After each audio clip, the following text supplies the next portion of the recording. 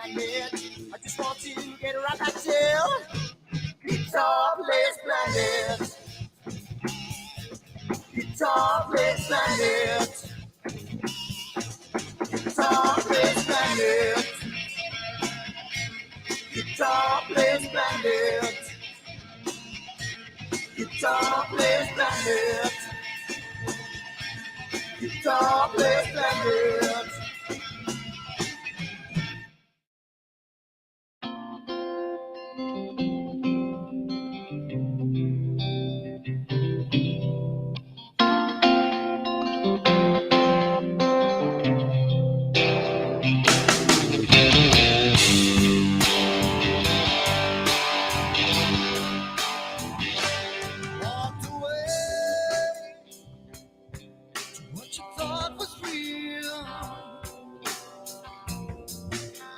Took everything that I had, yeah. Walked away, but you left one thing behind. You're wondering just what that is. Yes, you are.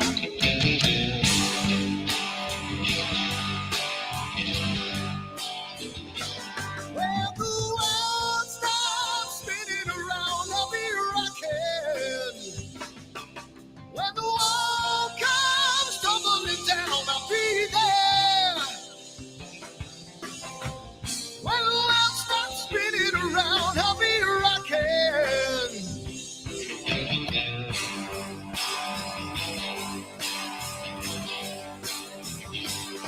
We're gonna make a little love down by the water. Maybe out the sun, maybe out the corner when the music man calls. That's when I gotta play.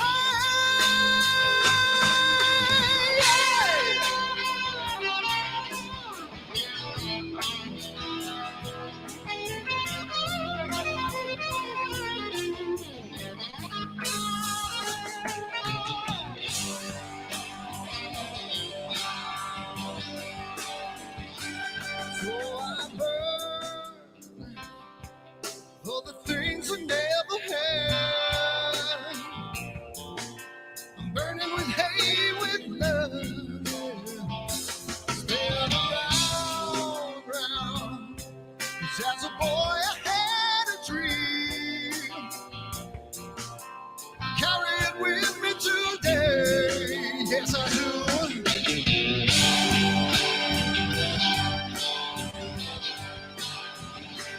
When the world stops spinning around, I'll be rocking.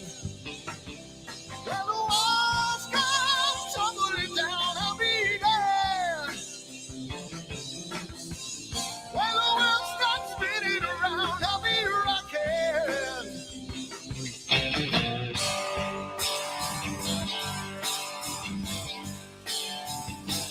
When the world stops spinning around, I'll be rocking.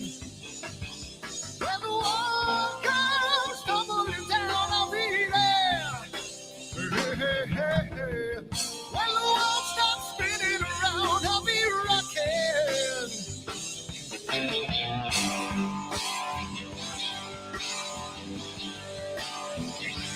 When the world stops spinning around, I'll be rocking.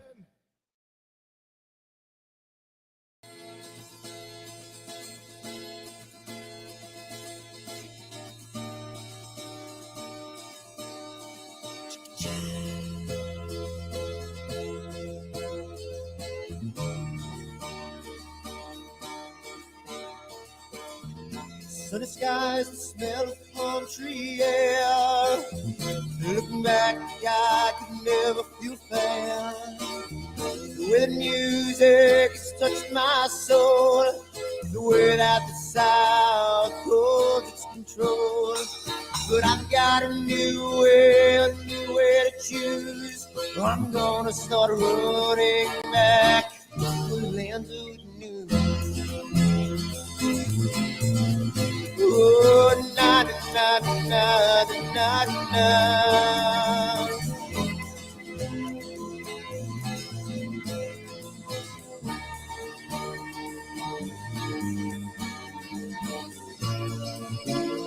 Seems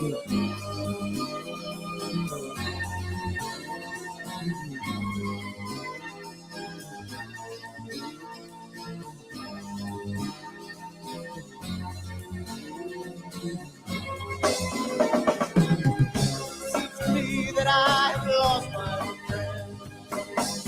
Got the sunset off the highway again.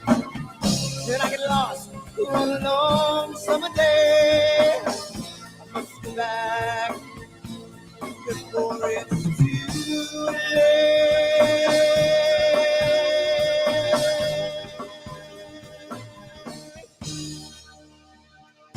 You're afraid you're feeling alone. Time and space can never unfold. The holidays can ring in your fear. The ghost embrace can only mean tears. And I've got a new way to choose. I'm gonna start running back for lands with blue. Oh, na na na na na na.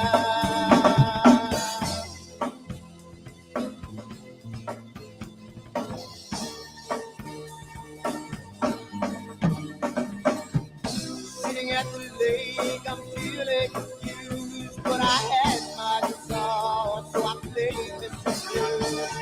But I'm afraid, what might be true, that I might never be back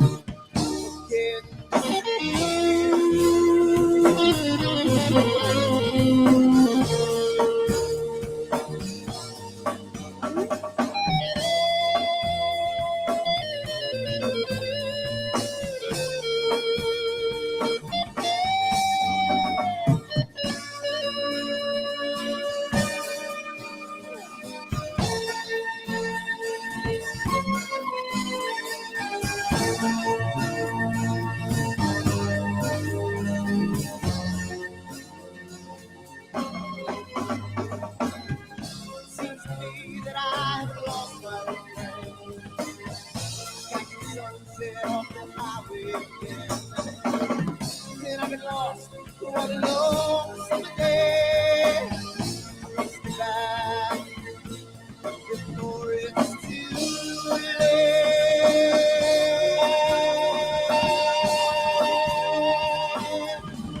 Before it's too late.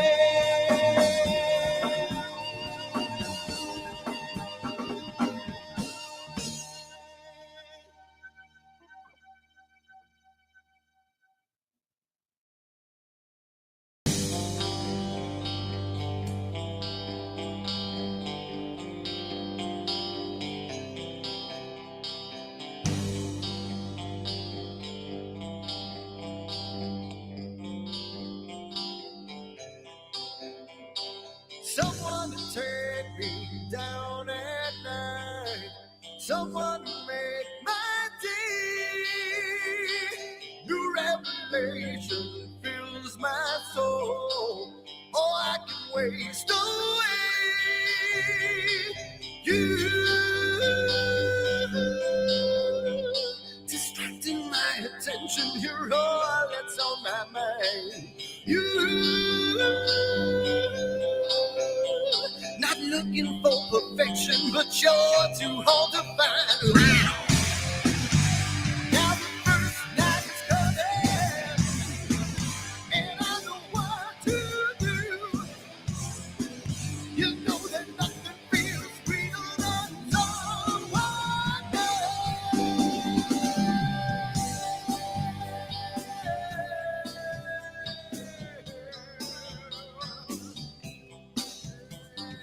I need to taste your life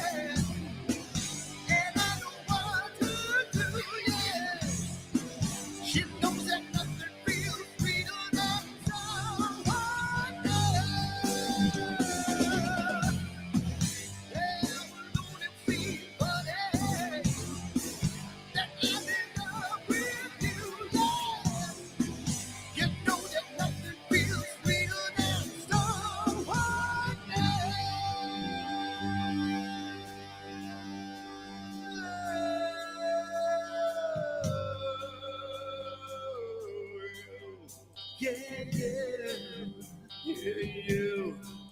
Oh, you.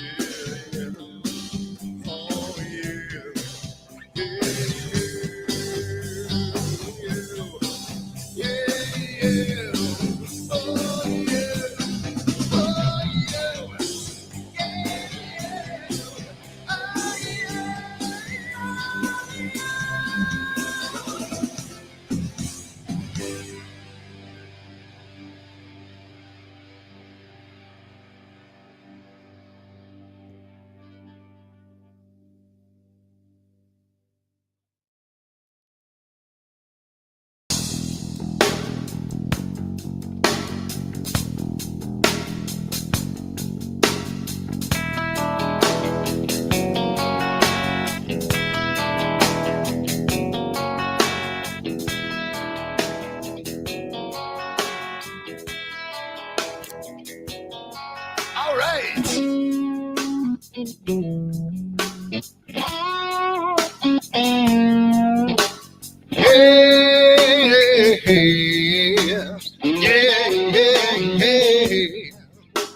Where did my color go? Got your head in the sand. You can't be in control using a powerful hand. I wanna be you, I wanna see you. Don't taste the kisses of hate. Don't try to tell me, don't try to sell me, don't try to say it's too late. You're gonna push me to the edge, back me in a corner, making me stand in your shoes.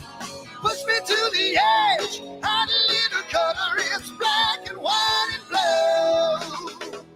Black and white and blue, yeah. All right.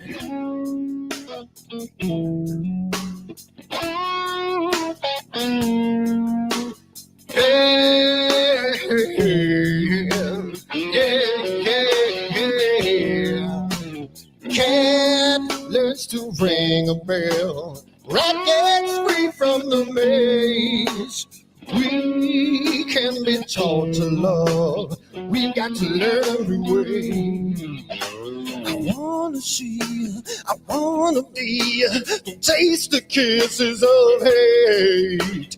Don't try to tell me, don't try to sell me, don't try to say it's too late. You're gonna push me to the edge, back me in a corner, making me stand in your shoes. Push me to the edge, add a little color, it's black and white and blue. Black and white and blue, yeah.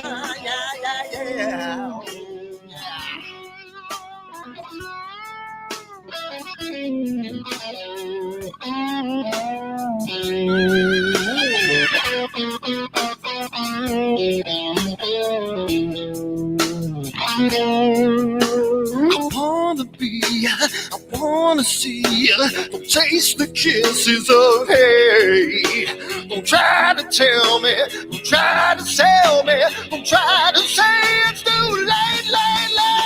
Push me to the edge, back me in a corner, making me stand in your shoes. Push me to the edge, hide a little color, it's black and white and blue. Yeah, black and white and blue. You're going black and white on the edge, back me in a corner, making me stand in your shoes. Push me to the edge, hide a little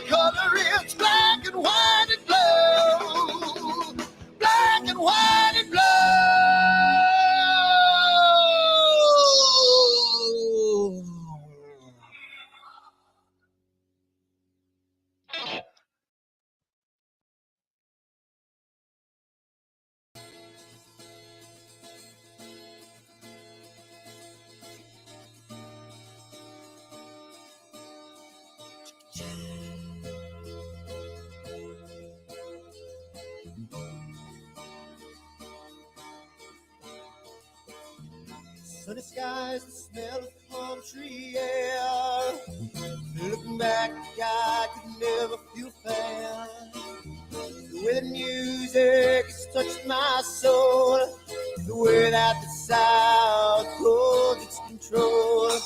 But I've got a new way to choose. I'm gonna start running back to the lands of new. Oh, na na na na na na.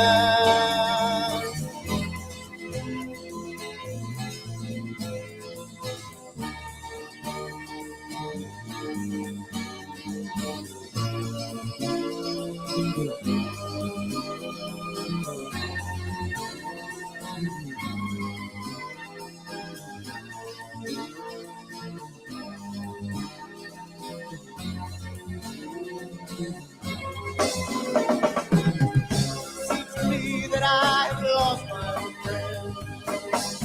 Catch the sunset off the highway again. Then I get lost on a long summer day. I must go back before it's too late.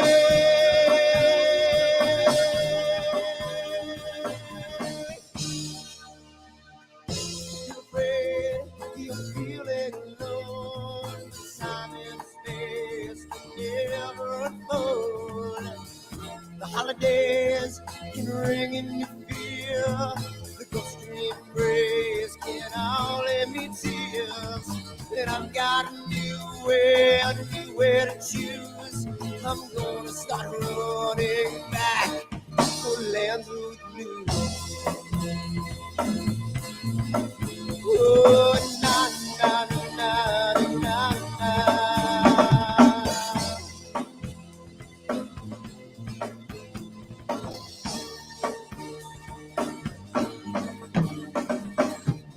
Sitting at the lake, I'm feeling confused, but I had my guitar, so I played this tune.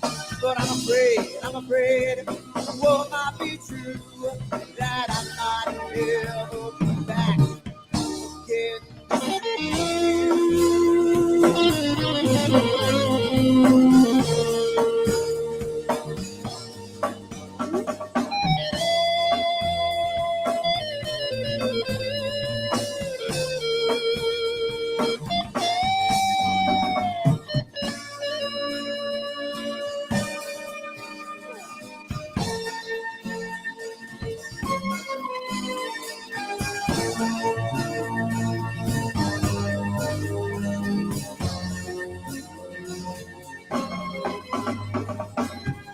Seems to me that I've lost my friend. Catch the sunset off the highway again. Then I get lost on a long summer day. I must be back before it's too late.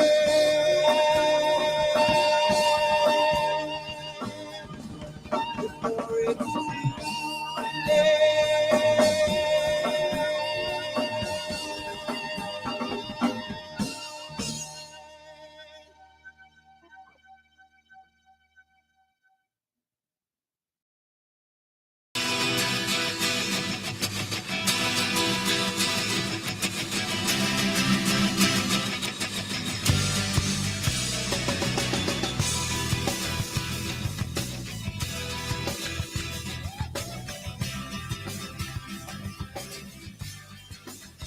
What have I done? What have you seen? Early at night, got in the fight, in the candlelight, looking through the screen. Now what have I done? What have you seen? You know there's no future in life when a person has come in between.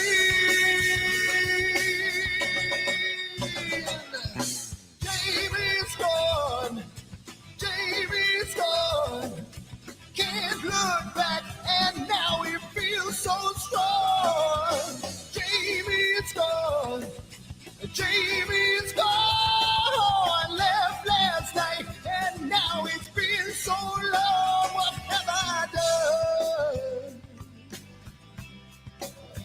What have you seen? There was nothing to say, he took her away, and I feel the pain, made love in vain. Oh, oh, oh, what have I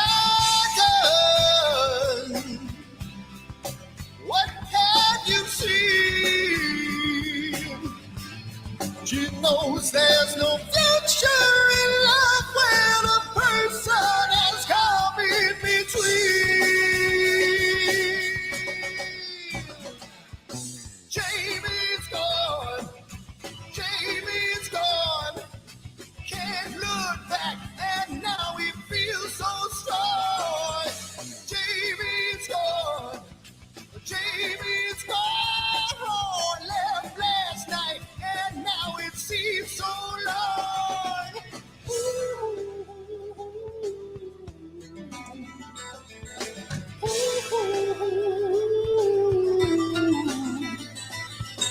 You can't hear these words I say when you're a million miles away. Yeah.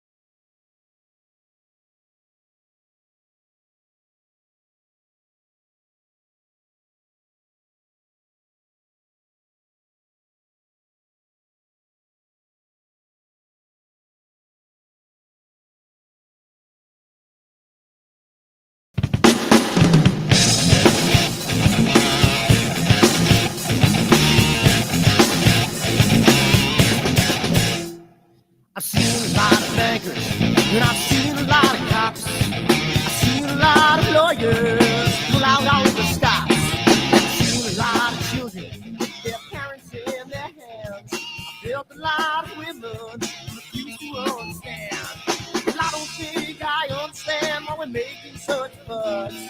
And I don't think I understand what's come of all of us. And I don't think I understand why we take this world for granted. I just want to get right back to Guitar Players Planet.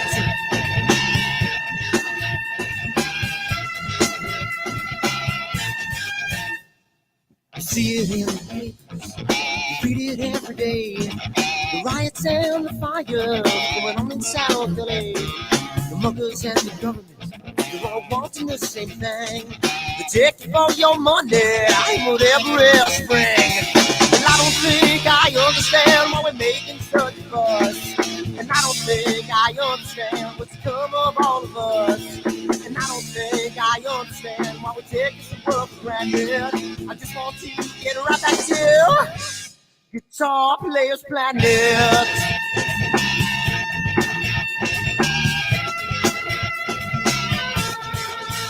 Take me.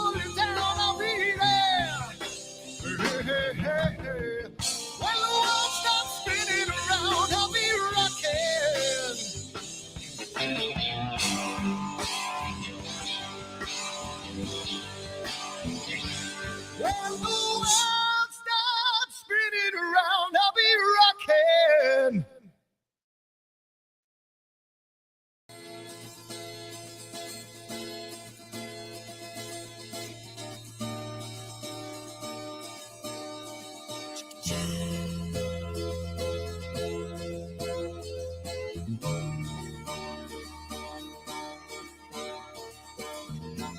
skies, the smell of palm tree air. Looking back, I could never feel fair. The way the music has touched my soul, the way that the South holds its control. But I've got a new way to choose. I'm gonna start running back to the lands of the new. Oh, na na na na na na.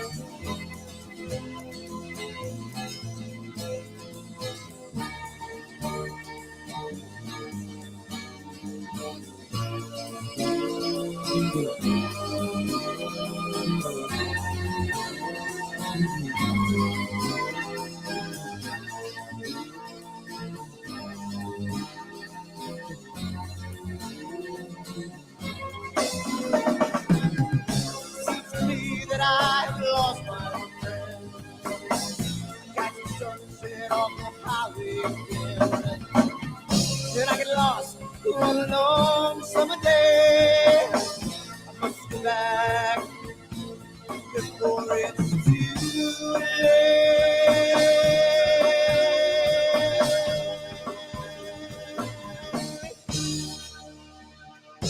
You're afraid, you're feeling alone. Time and space can never unfold.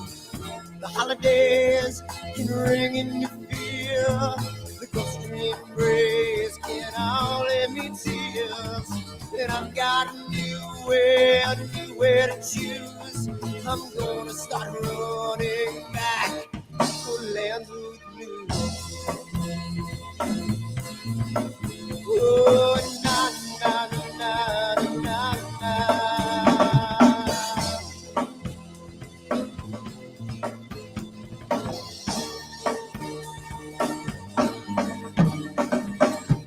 Sitting at the lake, I'm feeling confused, but I had my guitar, so I played this blues. But I'm afraid, what might be true, that I might never be back again.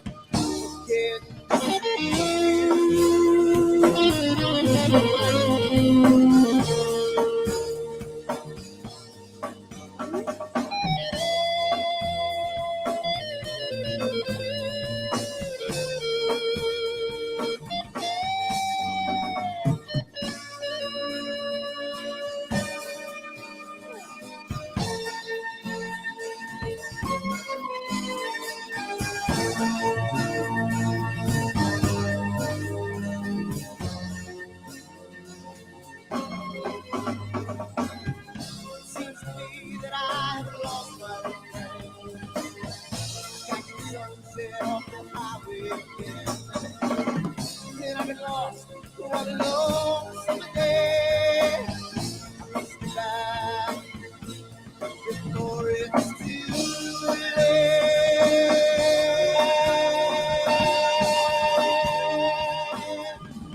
Before it's too late.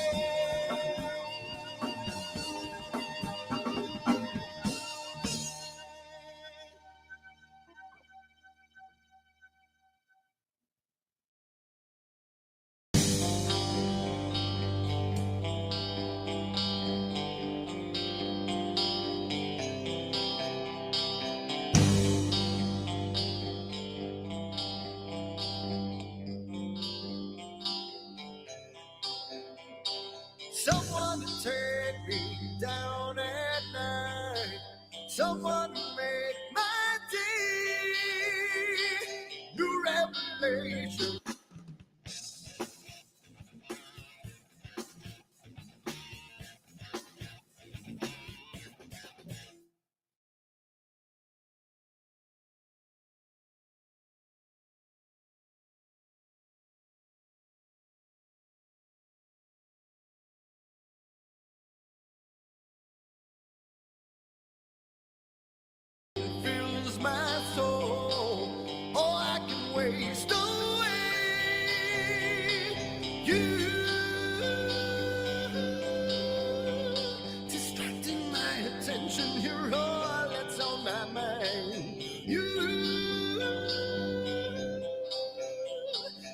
looking for perfection, but you're too hard to find.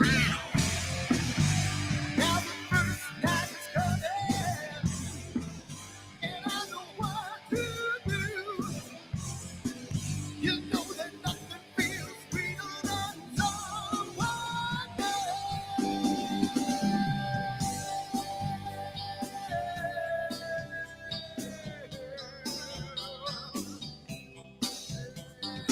I need to taste your life again. I need a rendezvous. New revelation just feel my soul. Beginning and ends with you. Distracting my attention, you're all that's on my mind. You. Not looking for perfection, but you're too hard to find. Now the first night is coming, and I know what to do, yeah. You know that nothing feels sweeter than someone else, yeah.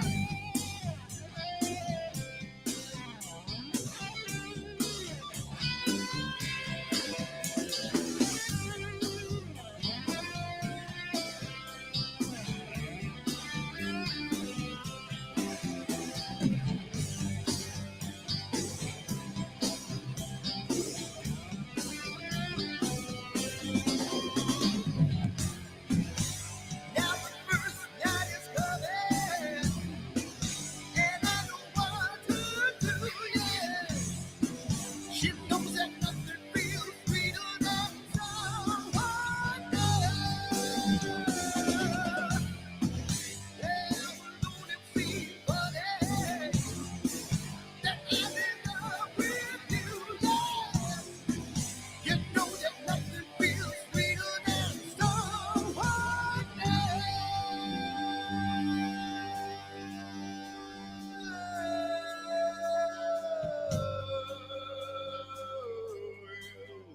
Yeah, yeah, yeah, you. Oh, you. Yeah,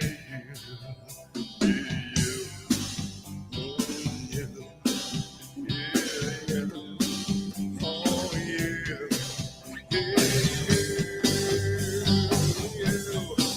Yeah, you. Oh, yeah.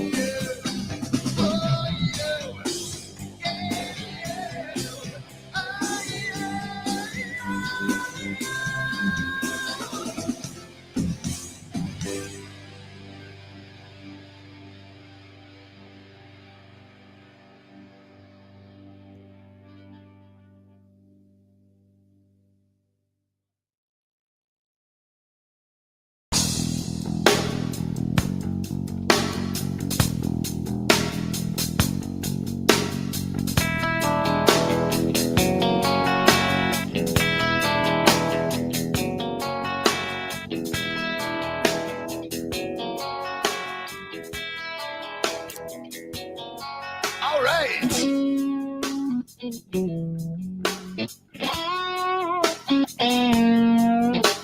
Yeah.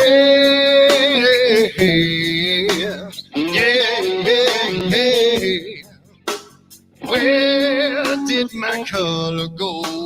Got your head in the sand. You can't be in control, using a powerful hand. I wanna be you, I wanna see you. Don't taste the kisses of hate. Don't try to tell me, don't try to tell me, don't try to say it's too late. You're gonna push me to the edge, back me in a corner, making me stand in your shoes.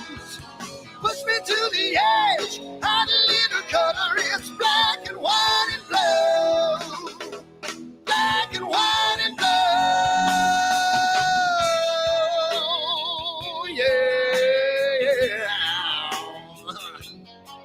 All right.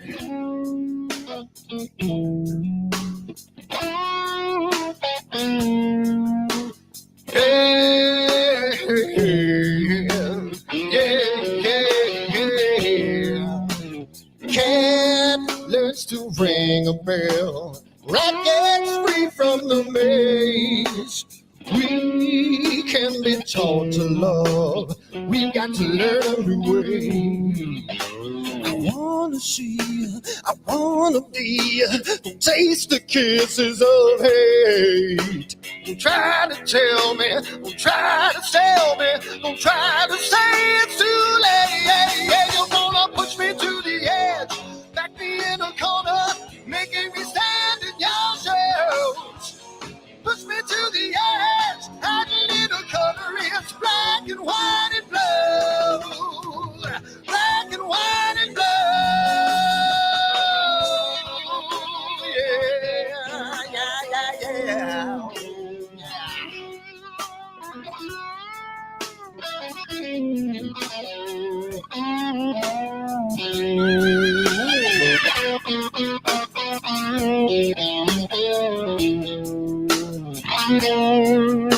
I wanna be, I wanna see, don't taste the kisses of hate. Don't try to tell me, don't try to sell me, don't try to say it's too late.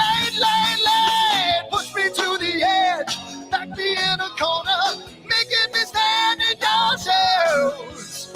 Push me to the edge, hide a little color, it's black and white and blue.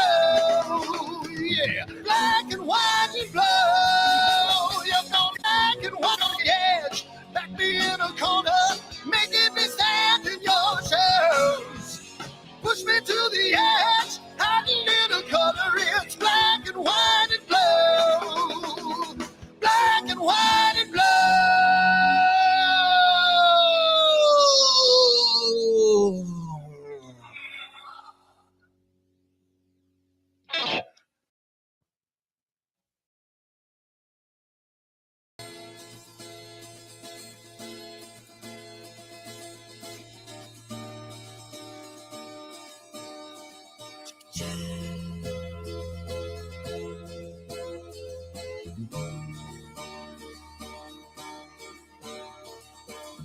Sunny skies, the smell of palm tree air. Looking back, I could never feel fair. The way the music has touched my soul, the way that the sound holds its control. But I've got a new way to choose. I'm gonna start running back to the lands of new. Oh, na na na na na na.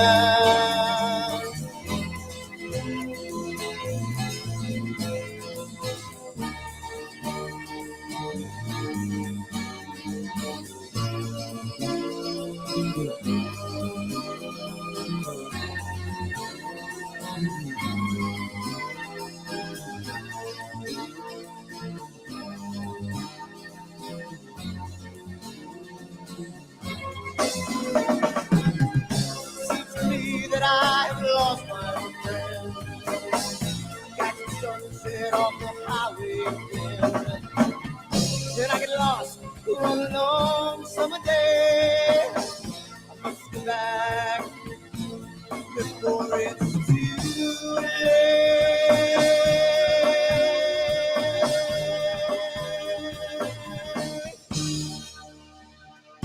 You're afraid, you're feeling alone. Time and space can never unfold.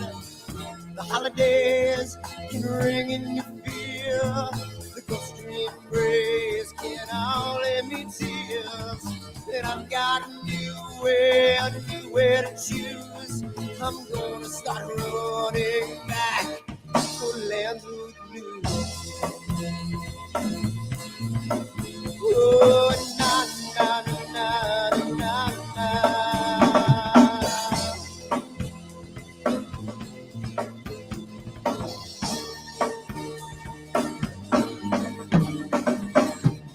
Sitting at the lake, I'm feeling confused, but I had my guitar, so I played this tune. But I'm afraid, what might be true, that I might never be back again.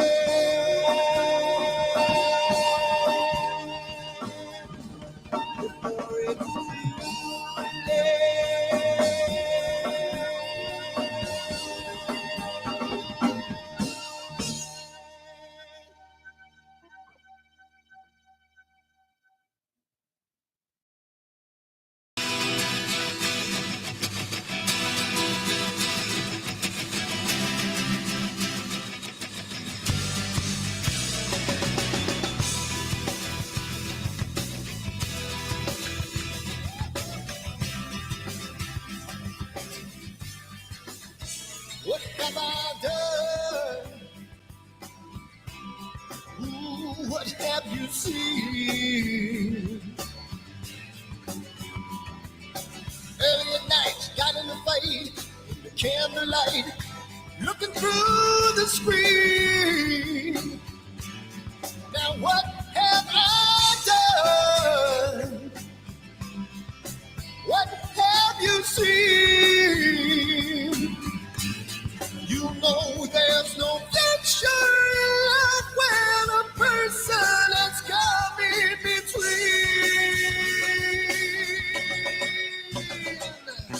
Jamie's gone, Jamie's gone. Can't look back and now he feels so strong. Jamie's gone, Jamie's gone. Left last night and now it's been so long. What have I done? What have you seen? There was nothing to say, took her away, and I feel the pain. Made love in vain. Oh, oh, oh, what have I done? What have you seen? She knows there's no future in love when a person has come in between. Jamie's gone, Jamie's gone. Can't look back and now he feels so strong. Jamie's gone, Jamie's gone. Left last night and now it seems so long. Ooh.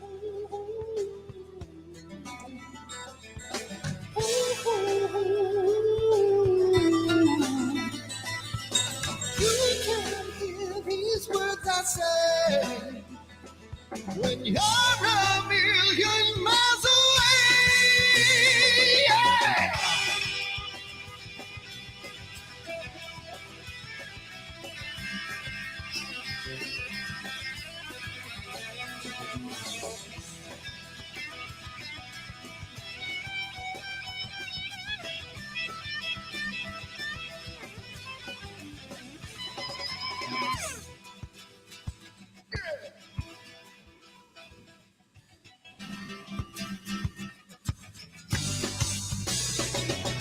Jamie's gone, Jamie's gone. And look back and now we feel so strong. Jamie's gone, Jamie's gone. Left last night and now it seems so long. Jamie, come on, Jamie, yeah. And now you feel so strong. Jamie, come on, Jamie, yeah. Left last night and now it seems so long.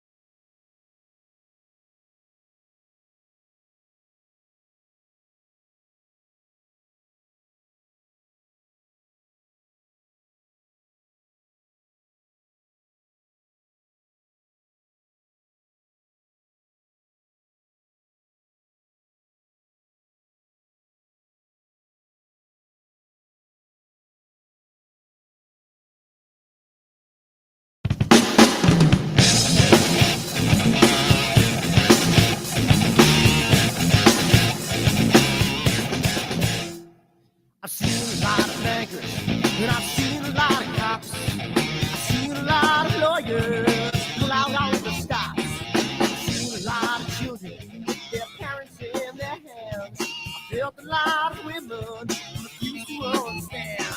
Well, I don't think I understand why we're making such a fuss.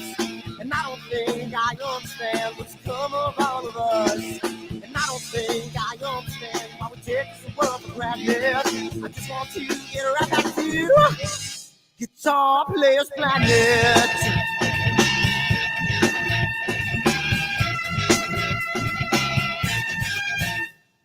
You see it in the papers, you read it every day. The riots and the fires going on in South LA. The muggers and the government, they're all wanting the same thing. They take you for your money, whatever else spring. And I don't think I understand why we're making such a fuss. And I don't think I understand what's come of all of us. And I don't think I understand why we take this world for granted.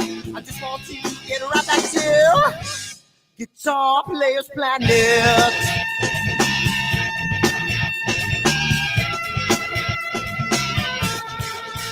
Take me.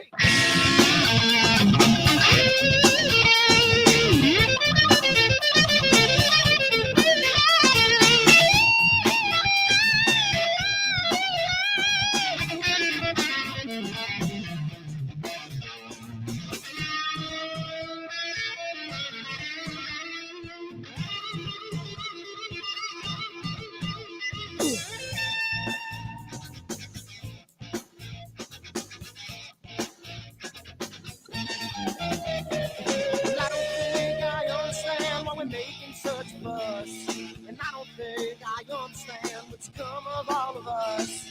And I don't think I understand why we take this world for granted.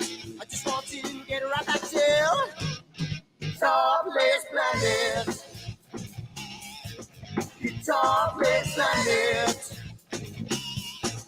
Guitar Players Planet. Guitar Players Planet. Guitar Players Planet. Guitar Players Planet.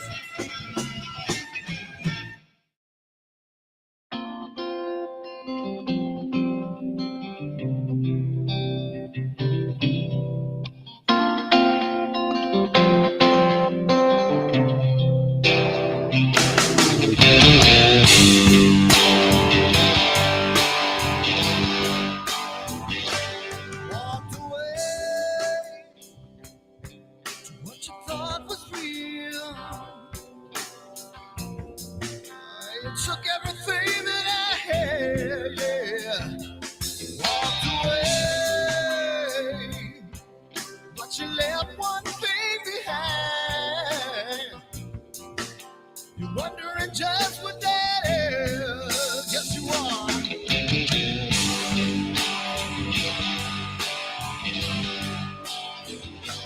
Well, the world stops spinning around, I'll be rocking.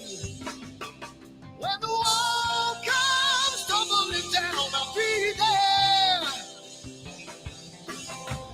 When the world stops spinning around, I'll be rocking.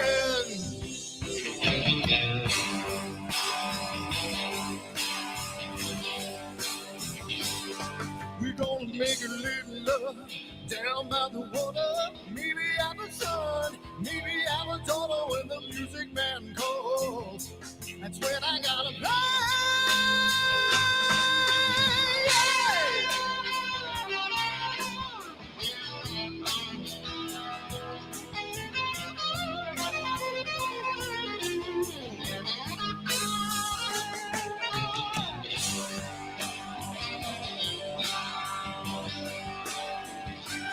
So I burn for the things I never had. I'm burning with hate, with love. Spin around. 'Cause as a boy I had a dream. Carry it with me today. Yes, I do.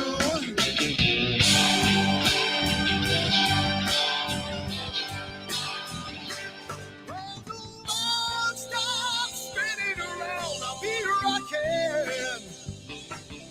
When the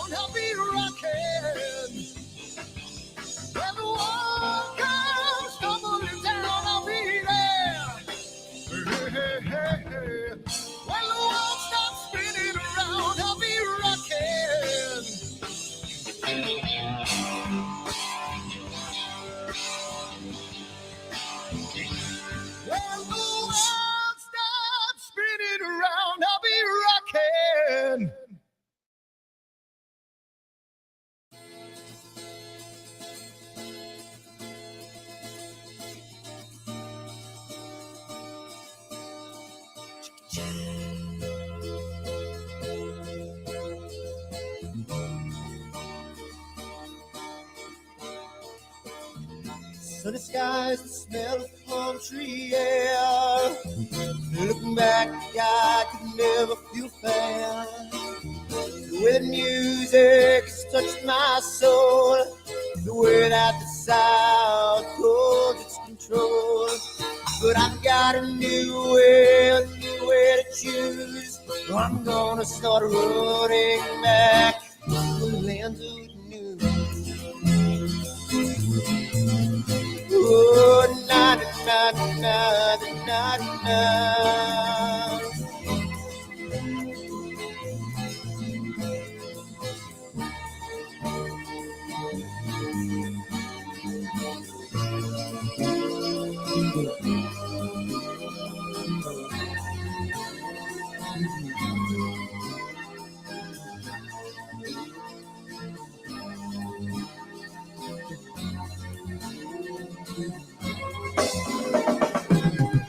Seems to me that I have lost my friend.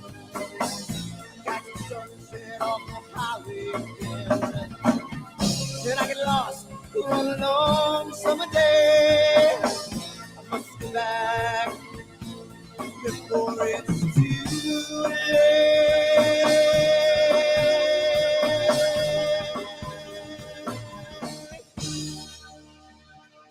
You're afraid, you're feeling alone. Time and space can never unfold. The holidays can ring in your fear. The ghostly embrace can only mean tears. And I've got a new way to choose. I'm gonna start running back for lands of the blue. Oh, na na na na na na.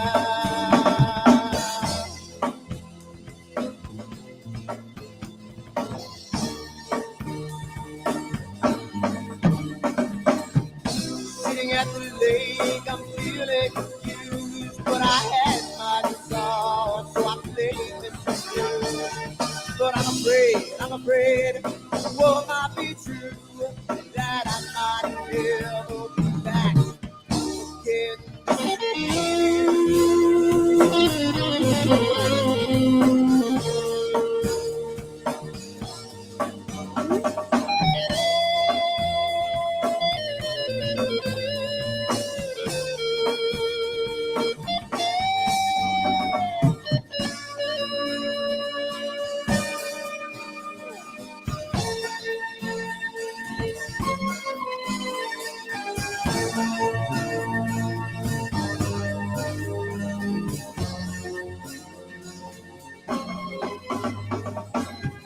Seems to me that I have lost my friend.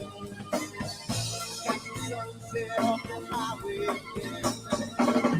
Then I get lost on a long summer day. I must be back before it's too late.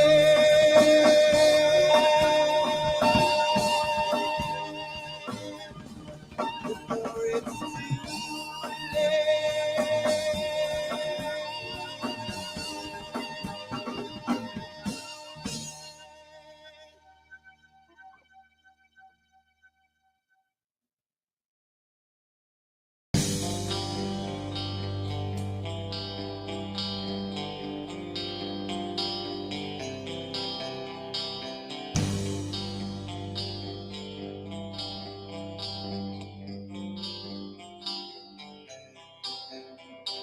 Someone to take me down at night. Someone to make my day. New revelation fills my soul. Oh, I can waste away. You distracting my attention. You're all that's on my mind. You not looking for perfection, but you're too hard to find. Now the first night is coming.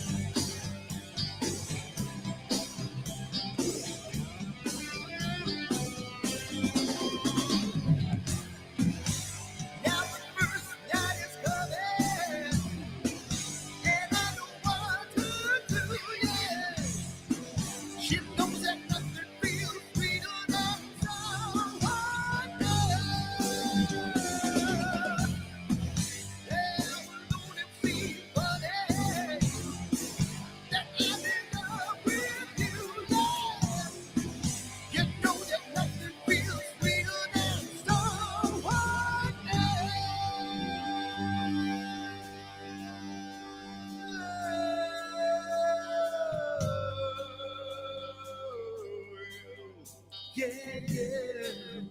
Yeah, you. Oh, you. Yeah, you. Yeah, you. Oh, you. Yeah, you. Yeah, you. Oh, you. Oh, you.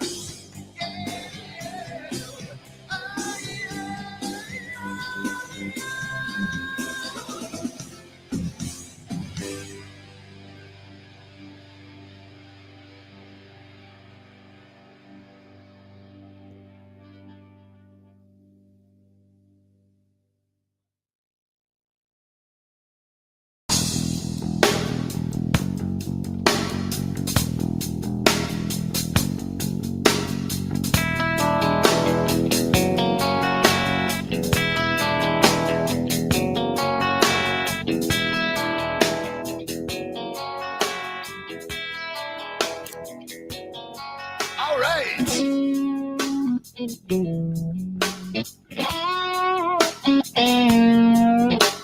Hey, yeah, yeah, yeah.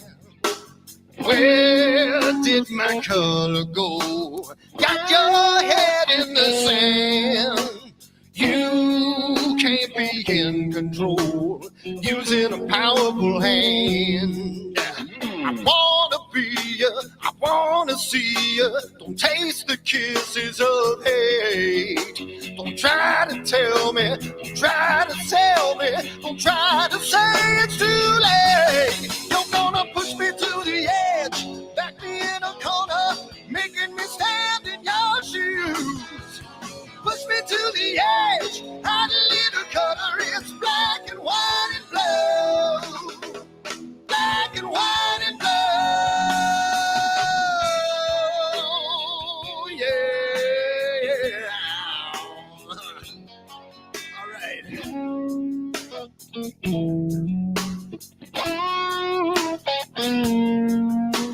Hey,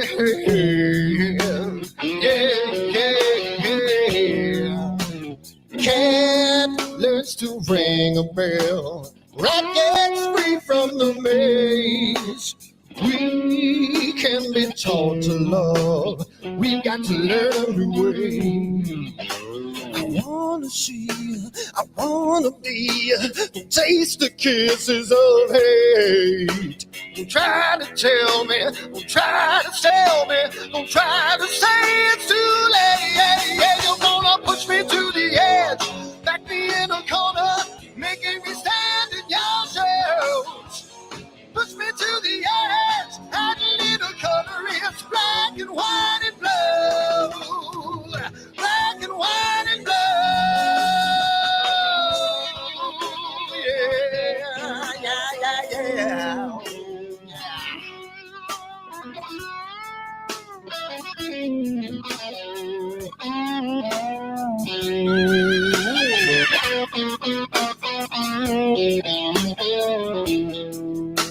I wanna be, I wanna see, don't taste the kisses of hate. Don't try to tell me, don't try to sell me, don't try to say it's too late, late. Push me to the edge, back me in a corner, making me stand in your shoes.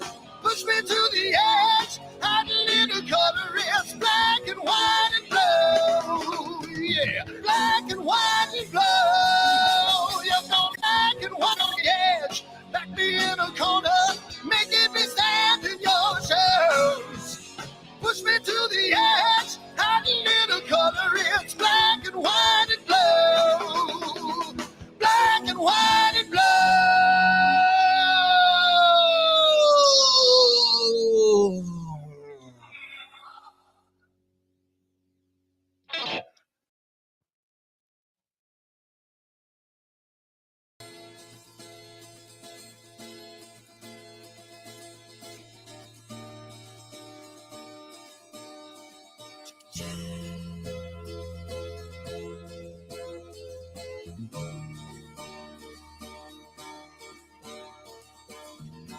Sunny skies, the smell of palm tree air. Looking back, I could never feel fair.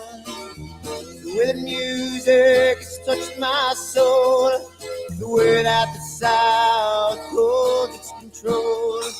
But I've got a new way to choose. I'm gonna start running back to the land of the new. Oh, na na na na na na.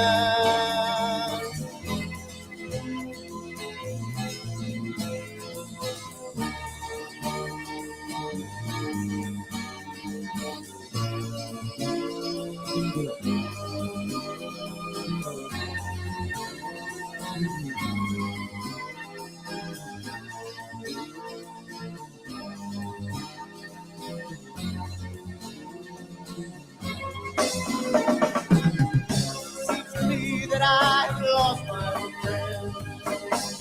Got the sunset off the highway again.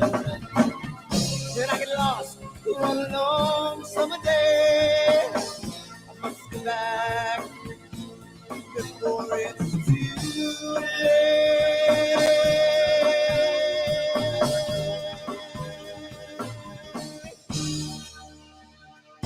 You're afraid, you're feeling alone. Time and space can never unfold. The holidays can ring in your fear. The ghost embrace can only mean tears. And I've got a new way to choose. I'm gonna start running back for lands of blue. Oh, na na na na na.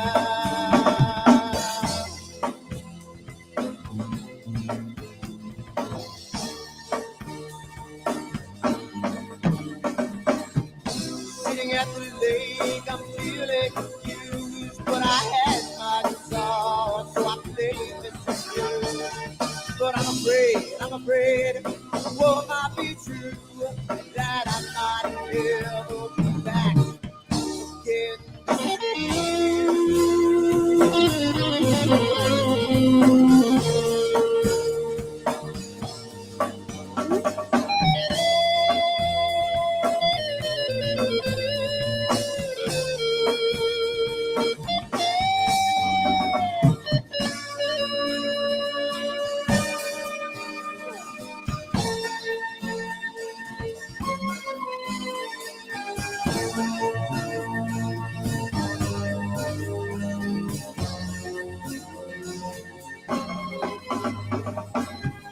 Seems to me that I've lost my friend. Got the sunset off the highway again. Then I get lost on a long summer day. I must be back before it's too late.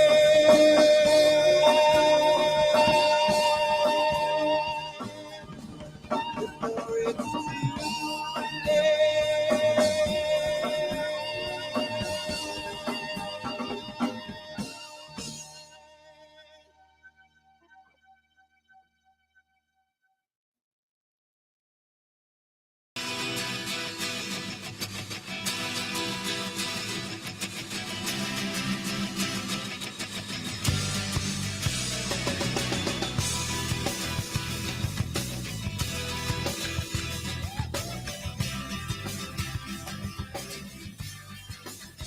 What have I done? Ooh, what have you seen? Early at night, got in the fight, in the candlelight, looking through the screen. Now what have I done? What have you seen? You know there's no picture in love when a person has come in between. Jamie's gone, Jamie's gone. Can't so strong. Jamie, it's gone. Jamie, it's gone. Left last night, and now it's been so long. What have I done? What have you seen? There was nothing to say, took her away, and I feel the pain. Made love in vain. Oh, oh, oh, what have I done? What have you seen? She knows there's no future in love when a person has come in between. Jamie's gone. Jamie's gone. Can't look back, and now he feels so strong. Jamie's gone. Jamie's gone. Left last night, and now it seems so long. Ooh.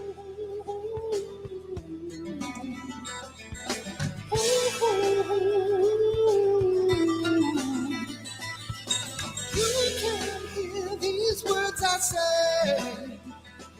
when you're a million miles away. Yeah.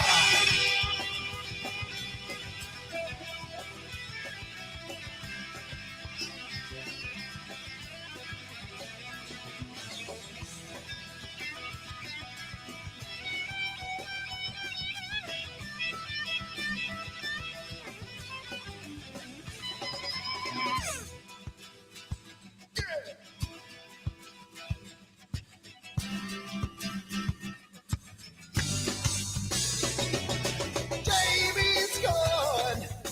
Jamie's gone. Can't look back, and now he feels so strong. Jamie's gone. Jamie's gone. Left last night, and now it seems so long. Jamie! Come on, Jamie! Yeah! And now you feel so strong. Jamie! Come on, Jamie!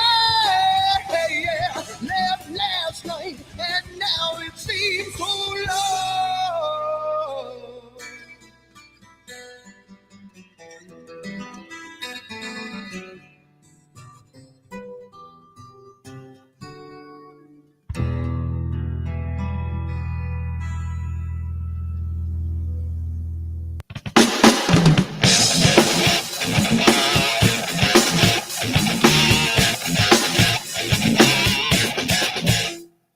I've seen a lot of bankers, and I've seen a lot of cops. I've seen a lot of lawyers pull out all of the stops. I've seen a lot of children with their parents in their hands. I felt a lot of women refuse to understand.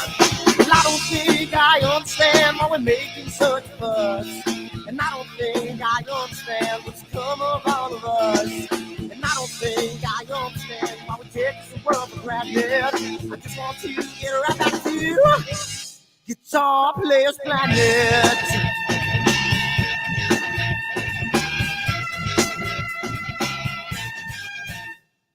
You see it in the papers, you read it every day. The riots and the fires going on in South LA. The muggers and the government, they're all wanting the same thing. They take all your money and whatever else bring.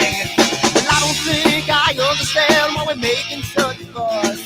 And I don't think I understand what's come of all of us. And I don't think I understand why we take this world for granted. I just want to get right back to Guitar Players Planet.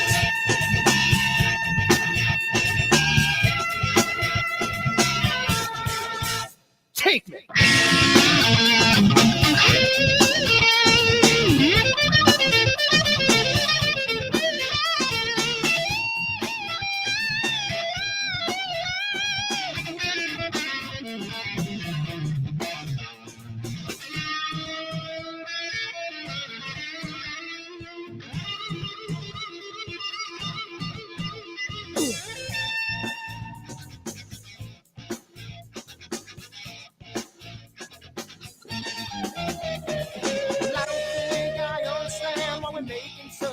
us. And I don't think I understand what's come of all of us. And I don't think I understand why we take this world for granted. I just want to get right back to guitar players planet.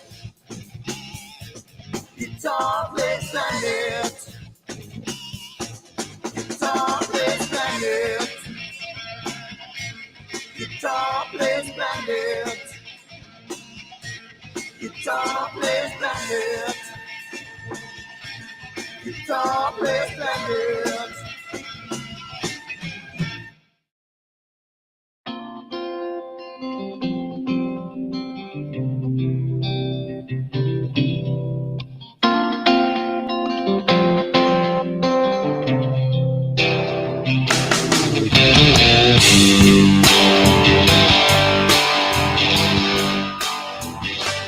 Walked away to what you thought was real. You took everything that I had, yeah. Walked away, but you left one thing behind. You're wondering just what that is. Yes, you are.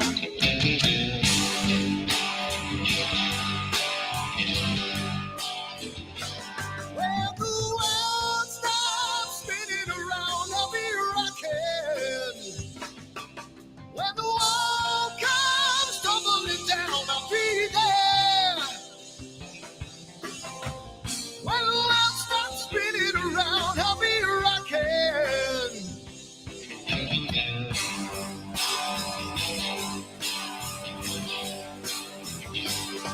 We're gonna make a little love down by the water. Maybe I'm the sun, maybe I'm a daughter when the music man calls. That's when I gotta play.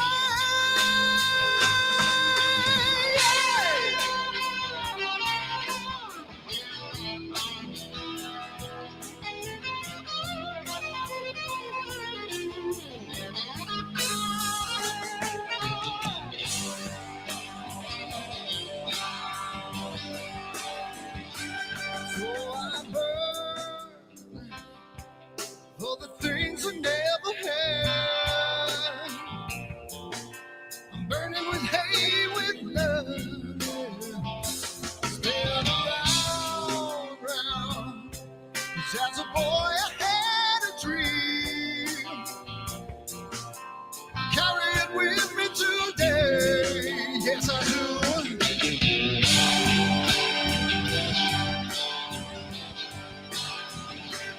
When the world stops spinning around, I'll be rocking. When the walls come tumbling down, I'll be there. When the world stops spinning around, I'll be rocking.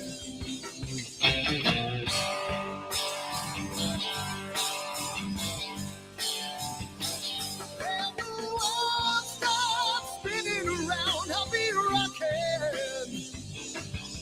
When the world comes tumbling down, I'll be there. Hey, hey, hey, hey. When the world stops spinning around, I'll be rocking.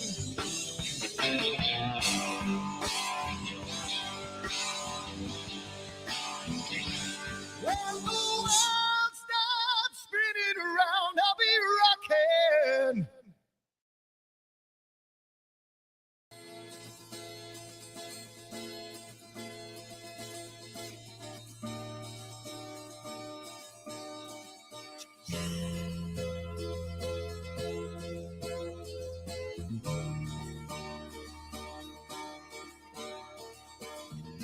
Sunny skies, the smell of palm tree air. Looking back, I could never feel fair. The way the music has touched my soul, the way that the sound holds its control. But I've got a new way to choose. I'm gonna start running back to the land of new. Oh, na na na na na na.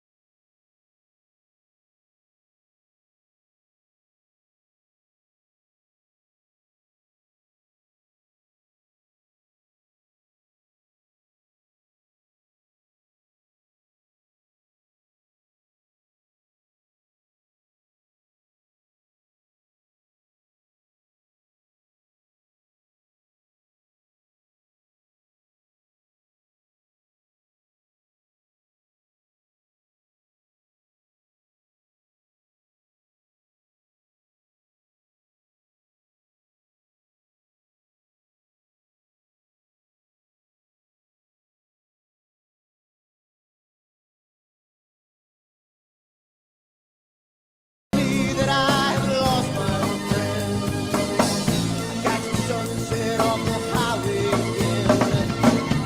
Then I get lost, run along summer day. Back, for it's too late.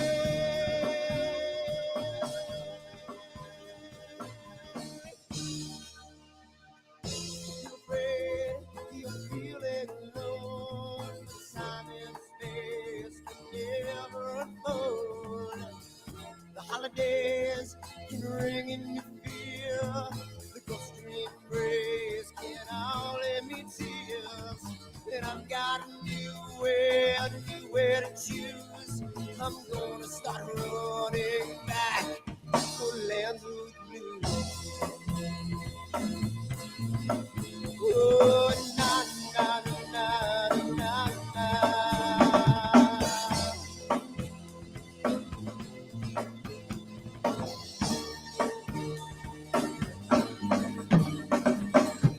Sitting at the lake, I'm feeling confused, but I had my guitar, so I played this for you. But I'm afraid, what might be true, that I might never be back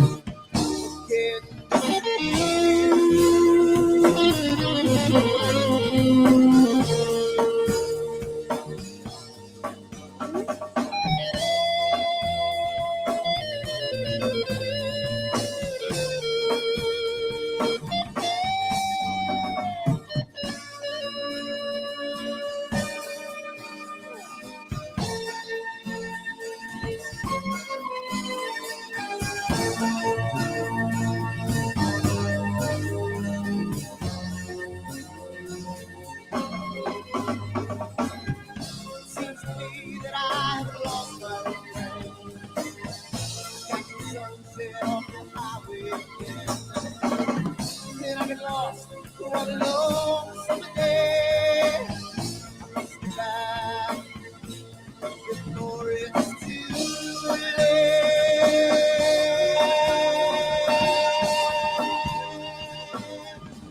Before it's too late.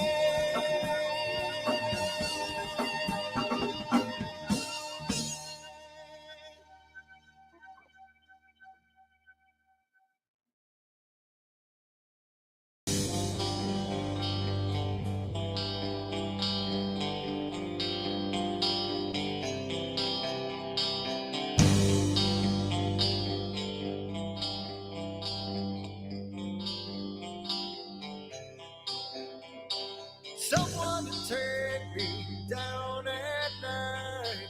Someone to make my day. New revelation fills my soul. Oh, I can waste away. You distracting my attention. You're all that's on my mind. Not looking for perfection, but you're too hard to find. Now the first night is coming, and I know what to do. You know that nothing feels sweeter than someone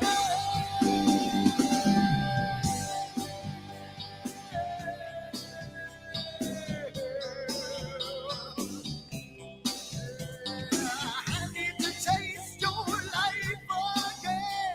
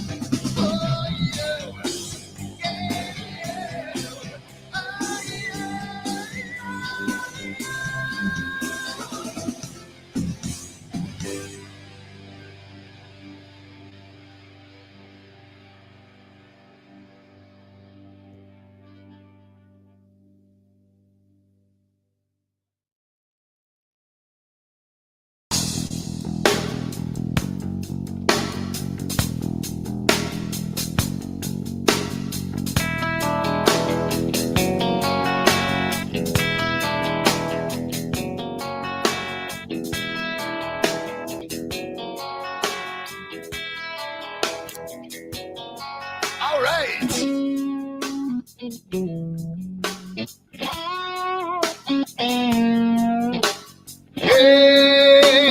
Hey, yeah. Where did my color go? Got your head in the sand. You can't be in control using a powerful hand.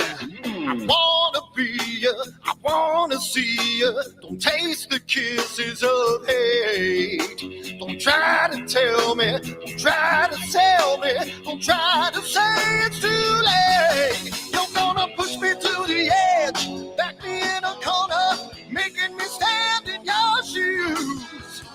Push me to the edge, hot little cutter, it's black and white and blue. Black and white and blue, yeah. All right. Yeah.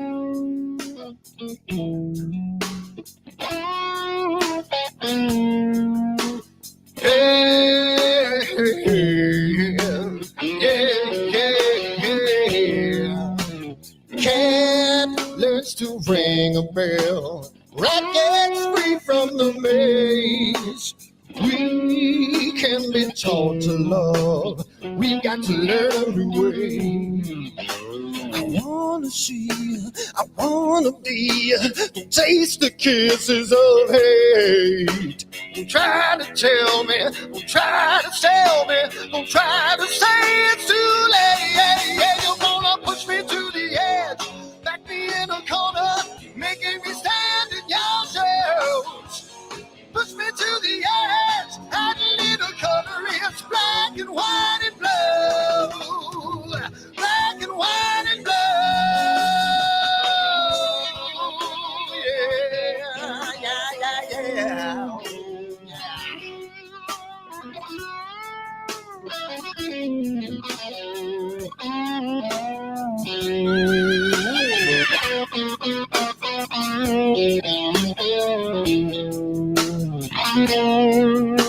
I wanna be, I wanna see, don't taste the kisses of hate.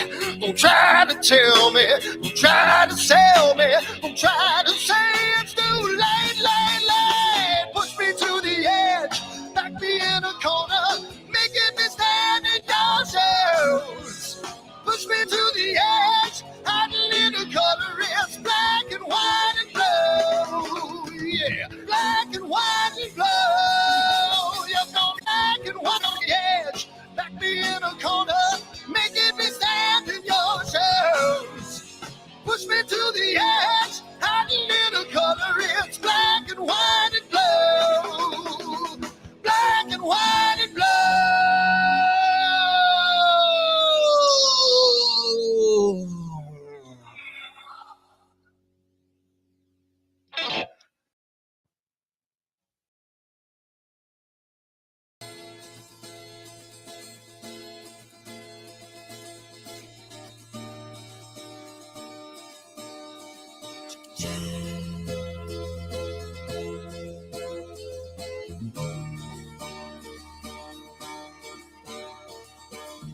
Sunny skies, the smell of palm tree air.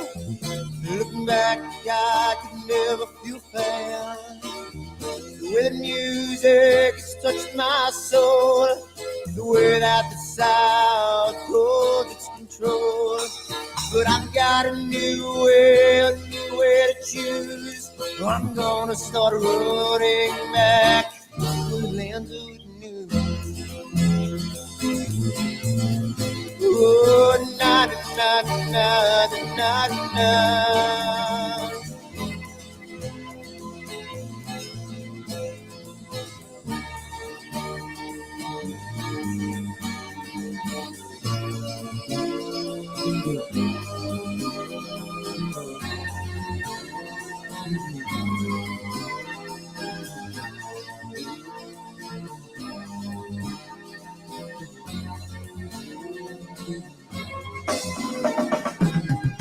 Seems to me that I've lost my friend.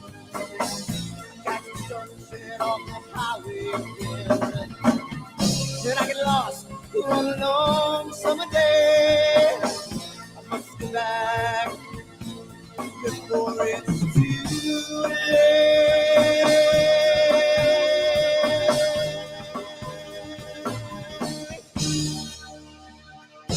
You're afraid you're feeling alone. Time and space can never unfold. The holidays can ring in your fear. The ghostly embrace can only mean tears. And I've got a new way to choose. I'm gonna start running back for lands with you. Oh, na na na na na na.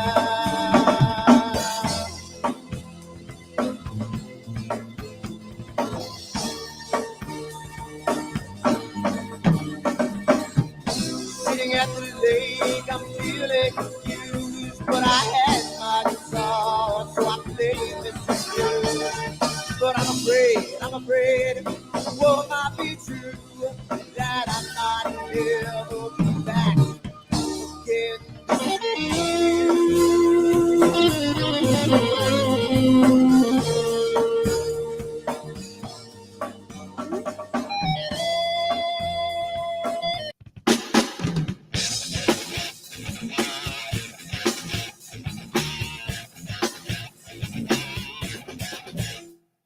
I've seen a lot of bankers, and I've seen a lot of cops. I've seen a lot of lawyers pull out all the stops. I've seen a lot of children with their parents in their hands. I've felt a lot of women who refuse to understand. Well, I don't think I understand why we're making such a fuss. And I don't think I understand what's come of all of us. And I don't think I understand why we take this world for granted. I just want to get right back to Guitar Players Planet.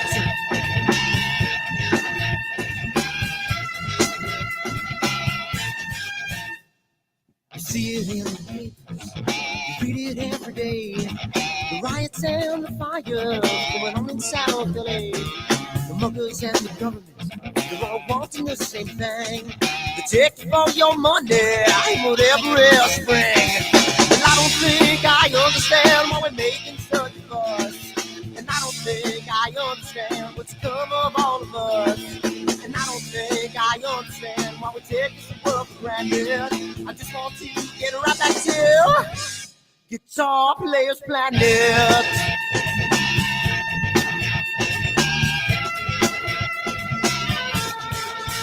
Take me.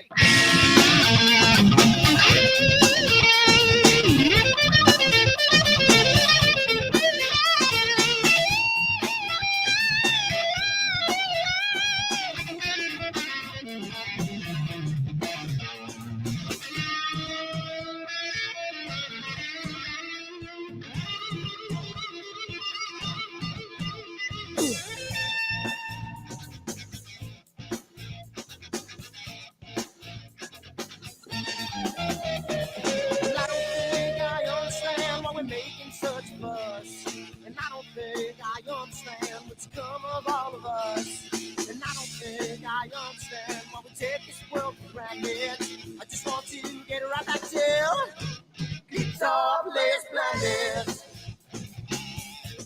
Guitar Players Planet. Guitar Players Planet.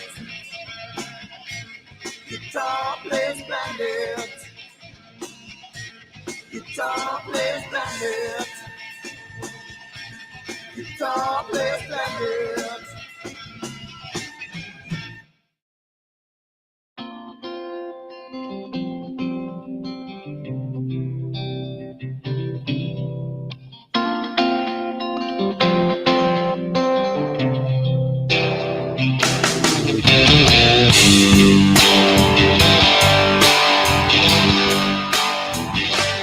Walked away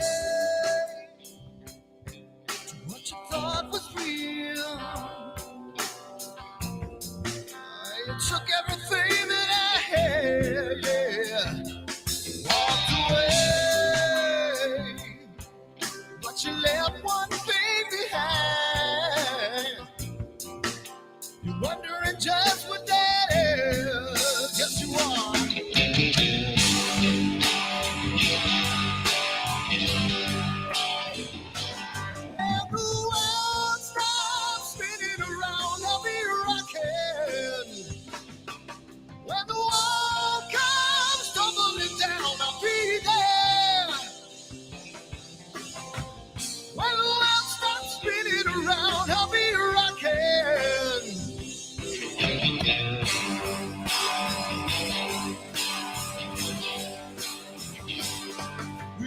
making little love down by the water. Maybe I'm a son, maybe I'm a daughter. When the music man calls, that's when I gotta play.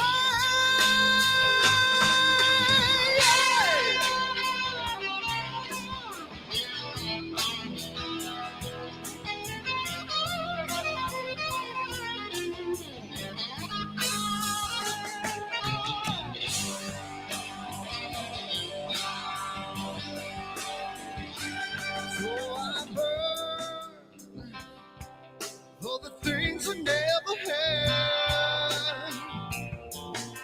I'm burning with hate, with love. Spin around. 'Cause as a boy I had a dream. Carry it with me today. Yes, I do.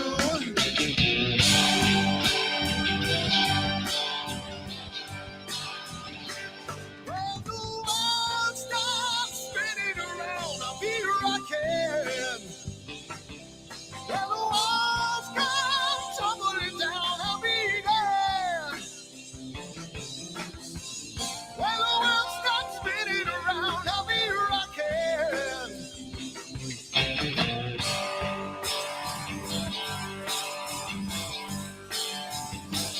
When the world stops spinning around, I'll be rocking. When the world comes tumbling down, I'll be there. Hey, hey, hey, hey. When the world stops spinning around, I'll be rocking.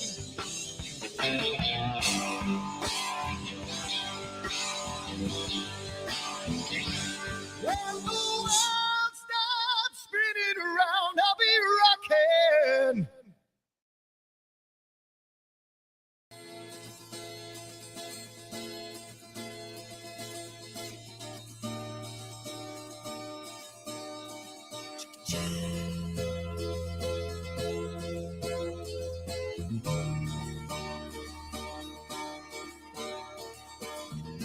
Sunny skies, the smell of palm tree air. Looking back, I could never feel fair. The way the music has touched my soul, the way that the South holds its control. But I've got a new way to choose. I'm gonna start running back to the lands of the new. Oh, na na na na na na.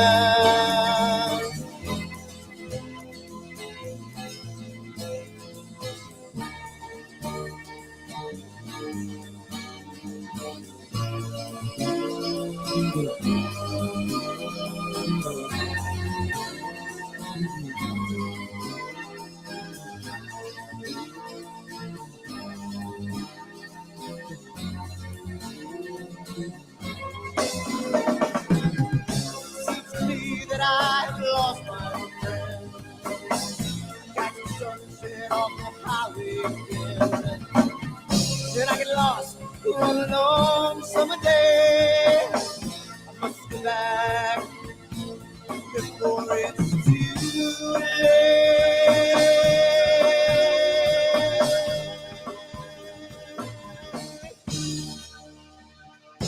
You're afraid you're feeling alone. Time and space can never unfold.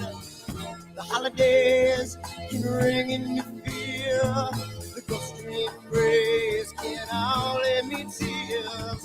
And I've got a new way to choose. I'm gonna start running back for lands of blue. Oh, na na na na na na.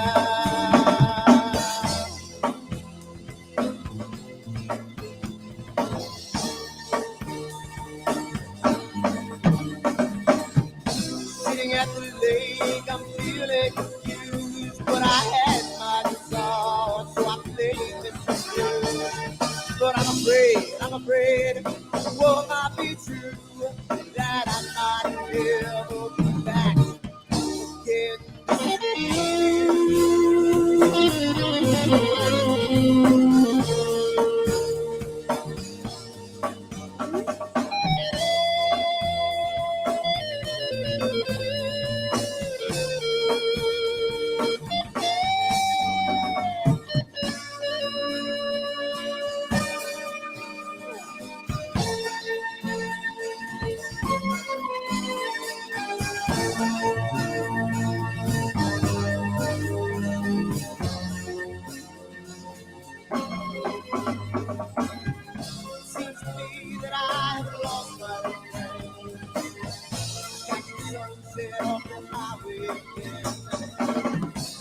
get lost one long summer day. Must be back before it's too late.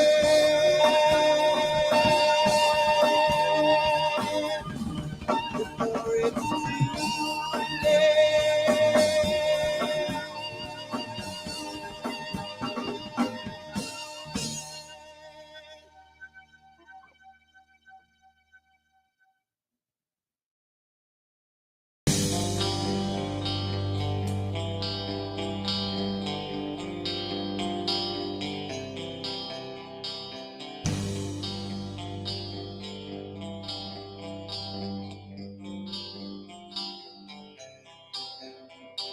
Someone to take me down at night. Someone to make my day. New revelation fills my soul. Oh, I can waste away. You distracting my attention. You're all that's on my mind. You not looking for perfection, but you're too hard to find. Now the first night is coming, and I know what to do. You know that nothing feels sweeter than someone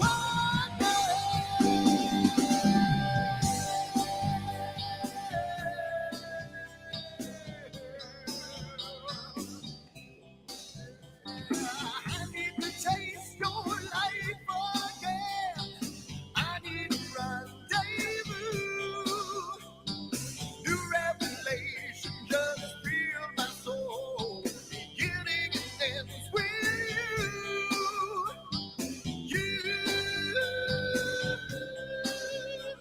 Distracting my attention. You're all that's on my mind. You not looking for perfection, but you're too hard to find. Now the first night is coming, and I know what to do, yeah. You know that nothing feels real than someone else, yeah.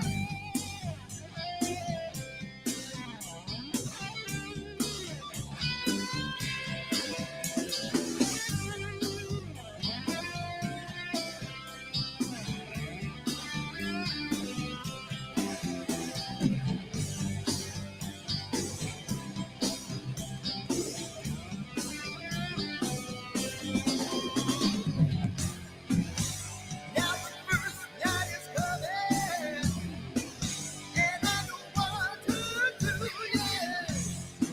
She knows that nothing feels sweeter than someone else.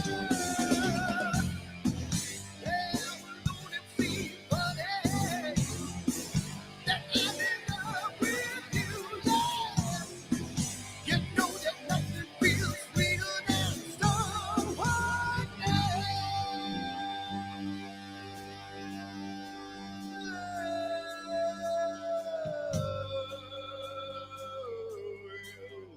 Yeah, yeah, yeah, you. Oh, you. Yeah,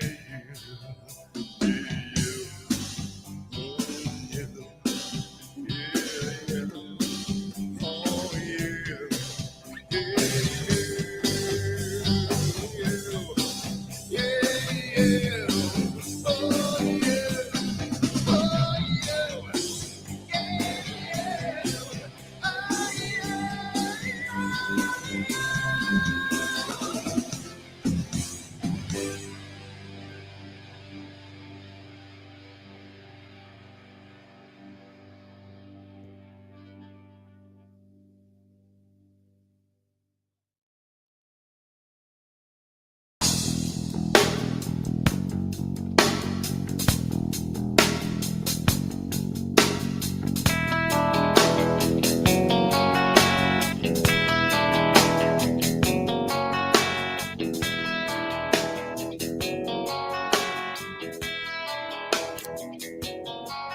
All right.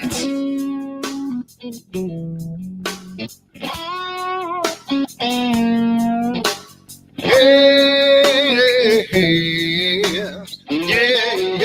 yeah. Where did my color go?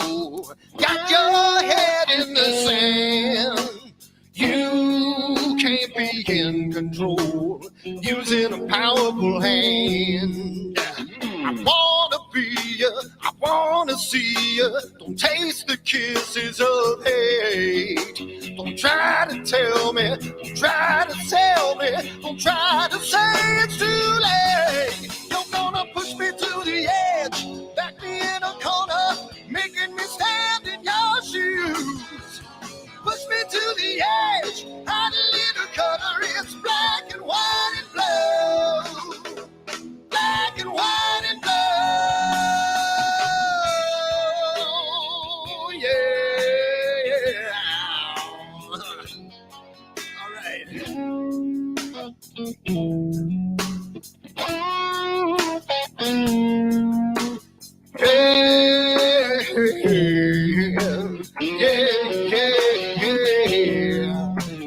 Cat learns to ring a bell. Rat gets free from the maze. We can be taught to love. We got to learn a new way. I wanna see you, I wanna be you. Don't taste the kisses of hate. Don't try to tell me, don't try to sell me, don't try to say it's too late. Yeah, you're gonna push me to the edge, back me in a corner, making me stand in your shadows. Push me to the edge, add a little color, it's black and white and blue. Black and white and blue, yeah, yeah.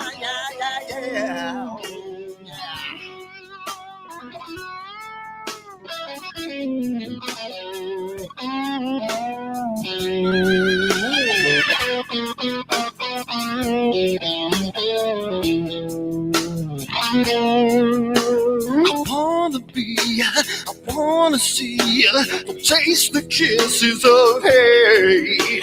Don't try to tell me, don't try to sell me, don't try to say it's too late, late, late. Push me to the edge, back me in a corner, making me stand in your shoes. Push me to the edge, add a little color, it's black and white and blue. Yeah, black and white and blue.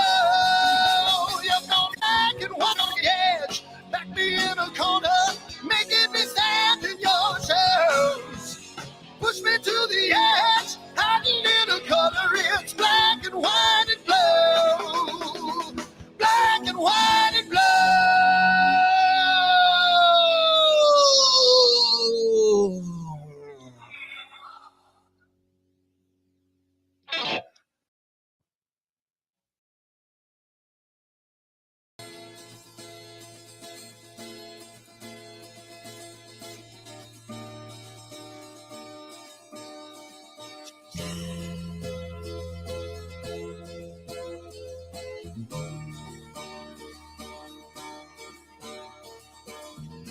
Sunny skies, the smell of palm tree air. Looking back, I could never feel fair. The way the music has touched my soul, the way that the South holds its control. But I've got a new way to choose. I'm gonna start running back to the lands of the new. Oh, na na na na na na.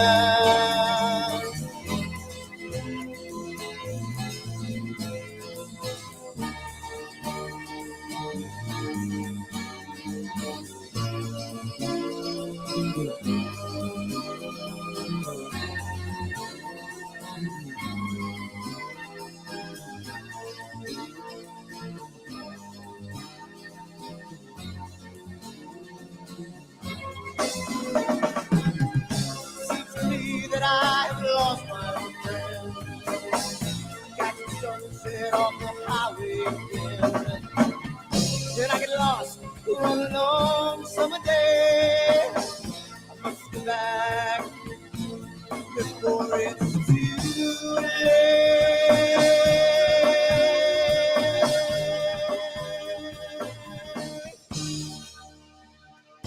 You're afraid you're feeling alone. Time and space can never unfold. The holidays can ring in your fear. The ghost embrace can only mean tears. And I've got a new way to choose. I'm gonna start running back for lands of blue. Oh, na na na na na na.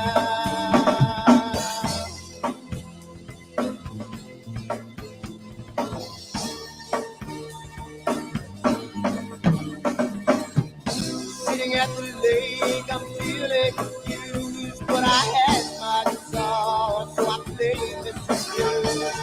But I'm afraid, what might be true, that I might never be back again.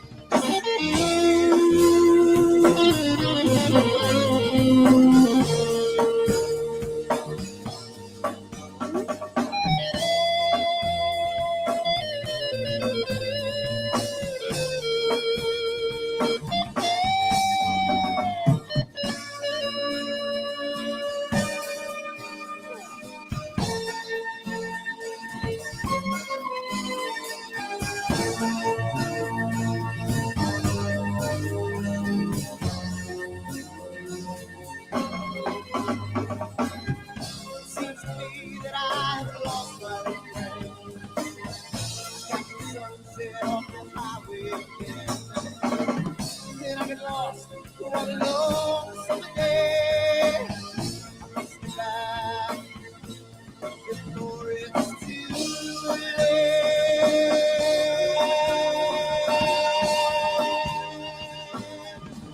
Before it's too late.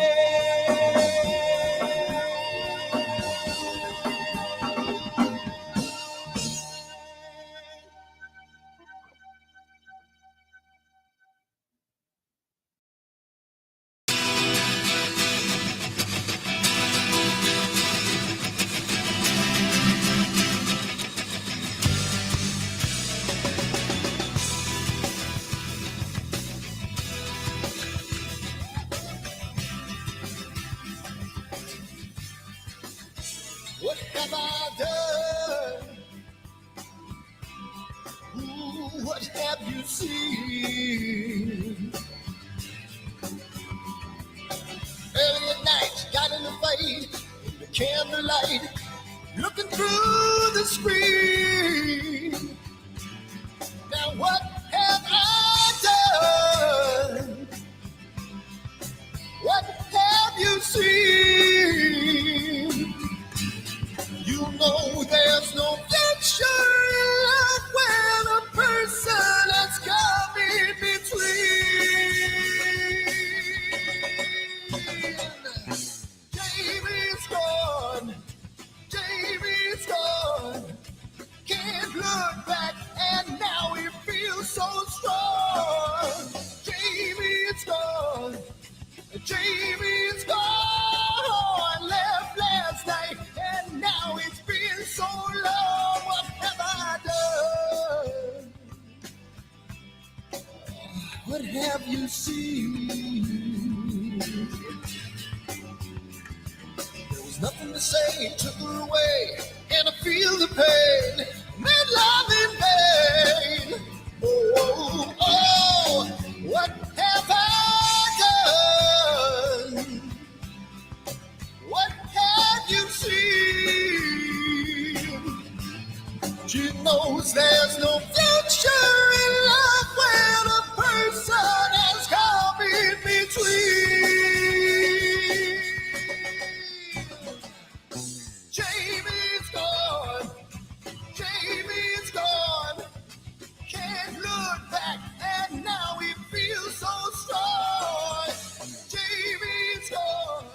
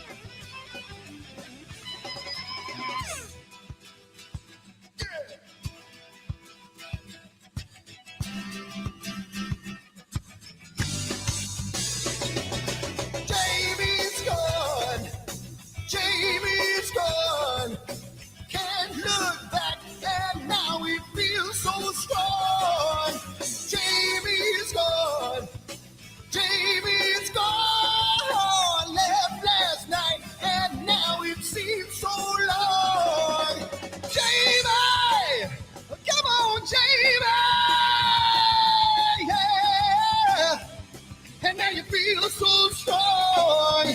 Jamie, come on, Jamie. Hey, yeah, left last night and now it seems so long.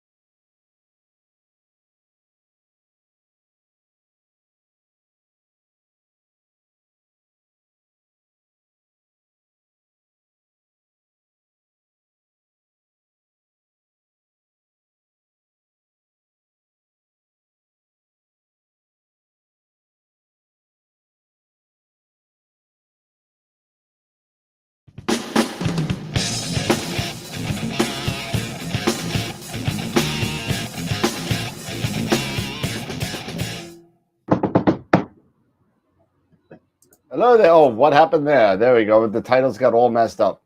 How's it going, everybody? What's happening? We are here tonight again on another Friday night. And normally we have our my cans just said slewing complete, but you know, sorry, I'm imaging while we're doing this. But yes, we are live finally. After, for those of you that have been watching the show for 3 hours and just listening to the music, great. That's awesome. Thank you so much. Yeah, we have a full crew tonight. We're here with NICO CARVER from Nebula Photos, is joining us tonight. So welcome, NICO. Thanks, Dan.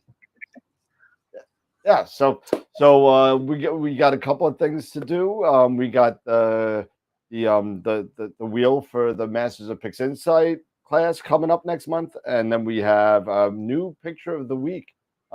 Winner will be crowned tonight, and from what I saw, we may have an AstroWorld first yet again, but more on that later. And obviously we have NICO, and before we get into all that, we couldn't do any of these videos and the stuff that we do and the giveaways that we give away without the sponsors that support us. So I think it's really important that we do what we do every week in my 5-minute little spiel about the sponsors. So that being said, let me get that up real quick. And quick play. There we go. And so main sequence level sponsors, thank you to Woodland Hills Camera and Telescopes. They give us $50 gift certificates 2 or 3 times a month. So thank you to them. Our Red Giant level sponsors, Prima Luce, Camera Concepts, and Optolong. For those you new members out there, we just gave away in July, first week of July, a Eagle 4 Pro. So that was a really nice giveaway and from Prima Luce, and hopefully that we'll have something nice for next year as well. Camera Concepts gives us gift certificates. Optolong, we have the SHO narrowband 3nm set that's going out in November, along with some other ones at the end of every month until November. So if you're not signed up for these giveaways, sign up for them on the website, astroworldweb.com, and it's right at the bottom. We also have all the Masters of Pixinsight and IP for AP yearly subscriptions, and the classes for Masters of Pixinsight. Plus, you know, we could do it with all of our member sponsors on YouTube and Patreon and all that. So thank you to our Quasar members, our Black Hole members. I can't say everyone names anymore because it just takes too long. Our Red Giant members and our main sequence members. And we added 2 more for some other people that want to spend a little bit. White Dwarf and our Protostar members. So thank you to all the members that support us. We can't do it without you. If you want to join us on our Patreon site and check us out. Tonight we have NICO CARVER. So welcome to NICO. November 9th, we'll have Dr. Sass again returning from iTelescope. Again? Yeah, for his second time.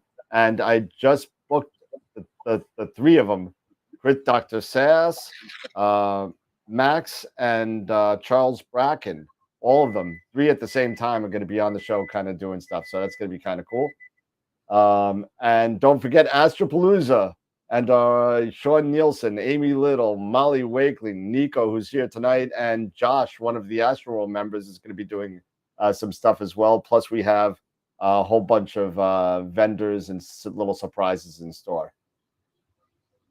And remember to join us on Discord, Twitter, Twitch, Instagram, YouTube, and Instagram, and Vero, I think now, or Vivo. What, I don't even know anymore. There's so much stuff going on. But thank you, everybody, for listening to my little rant here.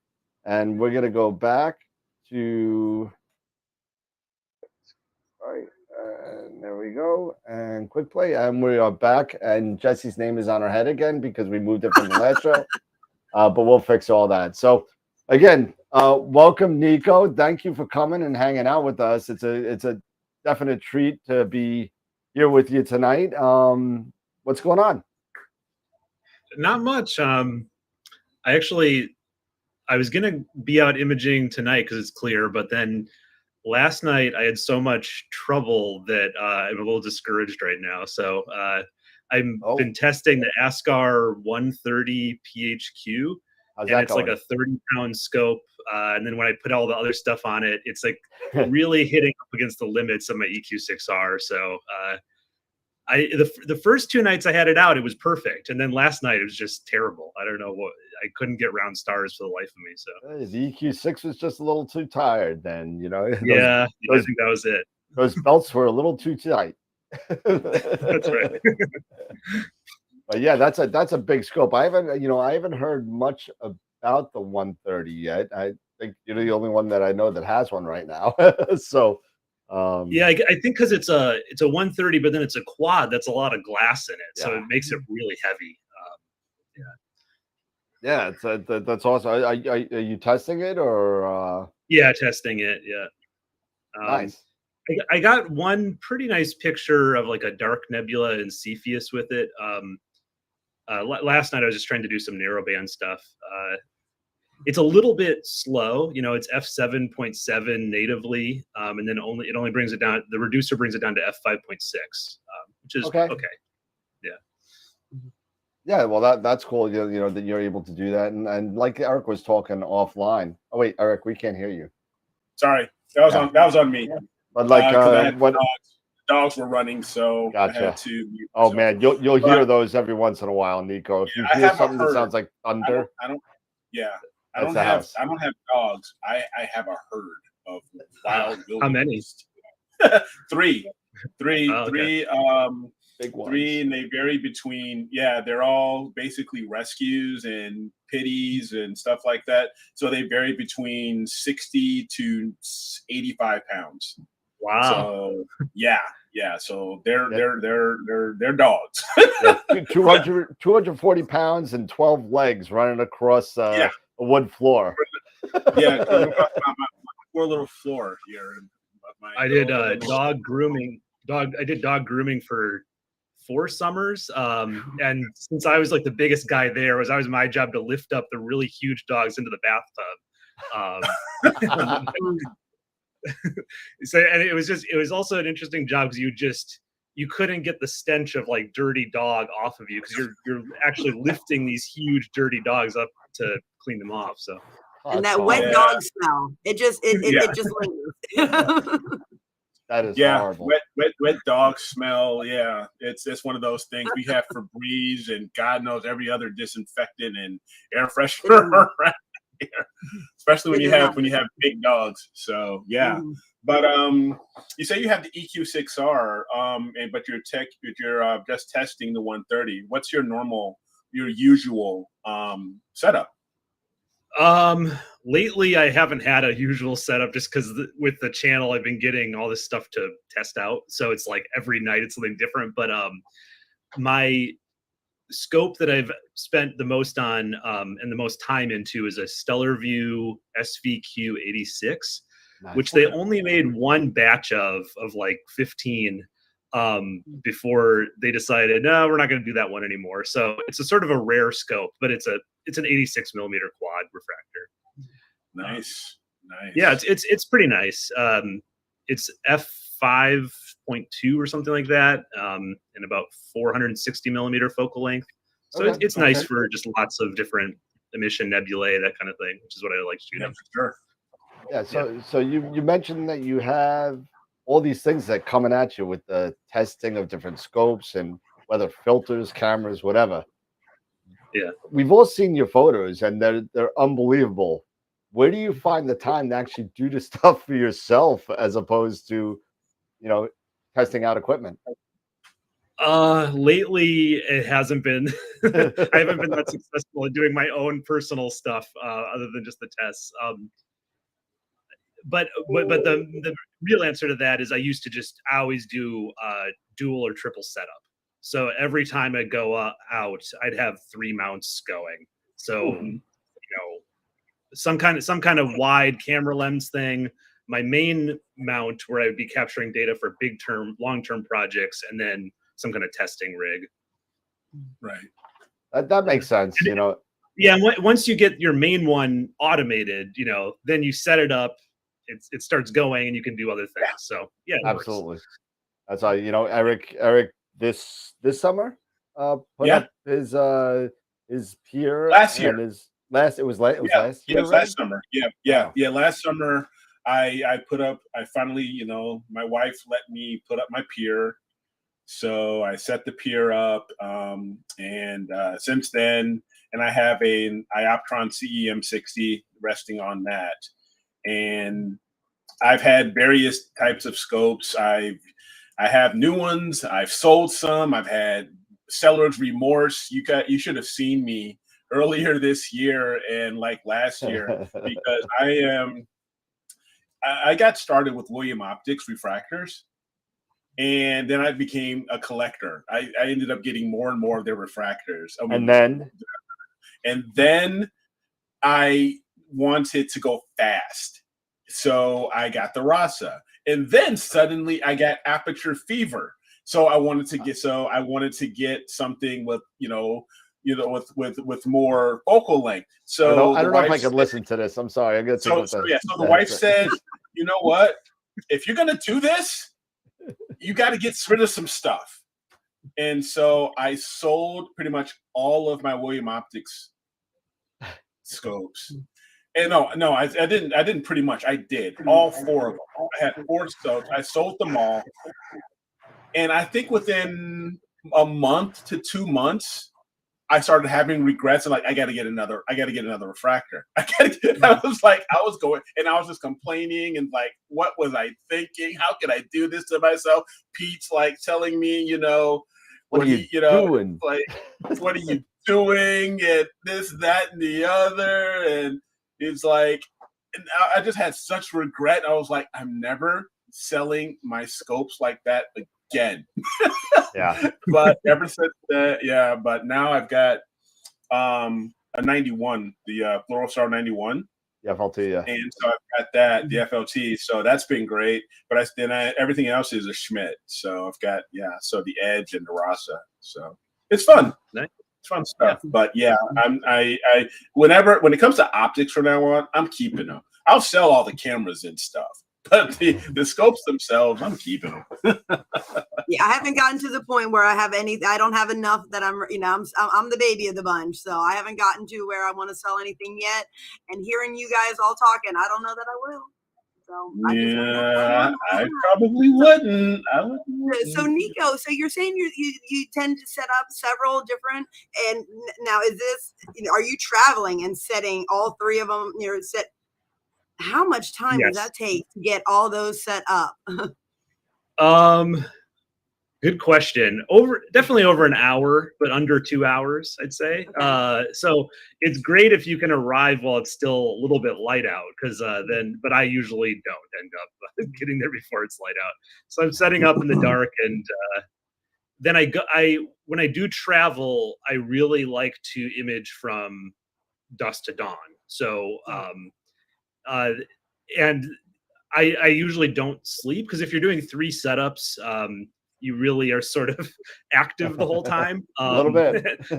And so it's a little bit dangerous, actually, because it's like, okay, I work all day, then I on a Friday night, for instance, drive down 2 hours, set everything up, don't sleep, and then drive home in the morning and sleep on Saturday during the day.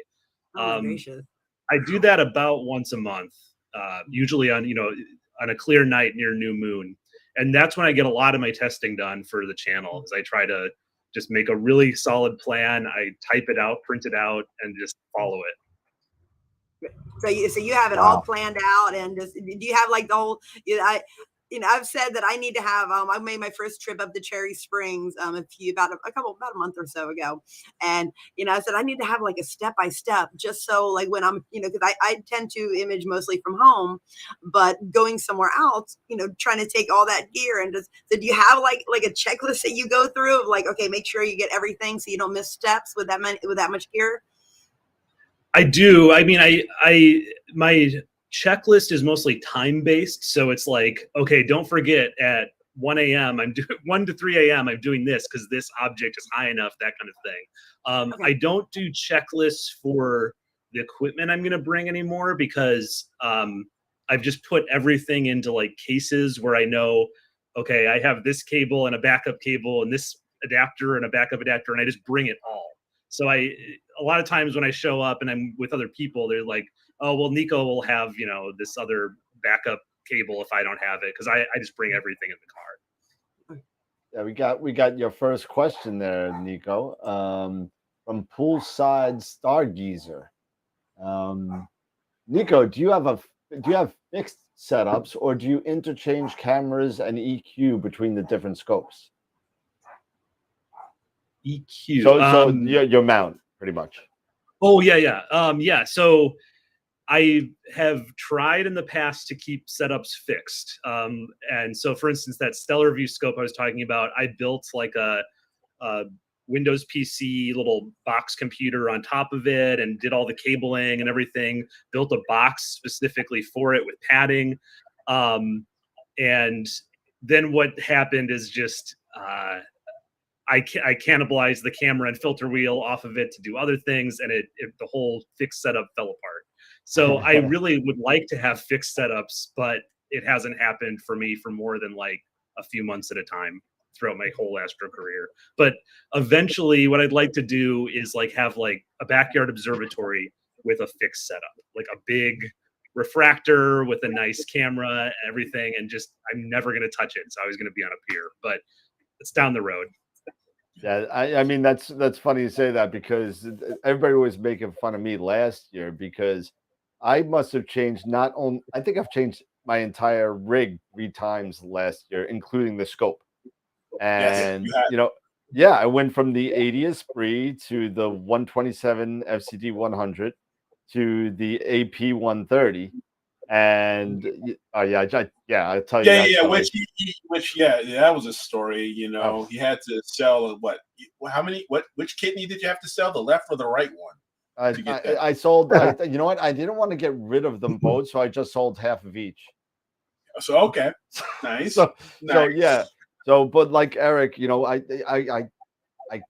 came across an opportunity for a friend of mine to get a Gran Turismo Astrophysics 130, and a friend of mine had one. It was sitting. He had 2 actually. And one was just sitting there, and I've known him for 30 years, and I go into his house. I said, "It's still sitting here. I'm getting the dust off." And you know, it's like, "What are you doing with it?"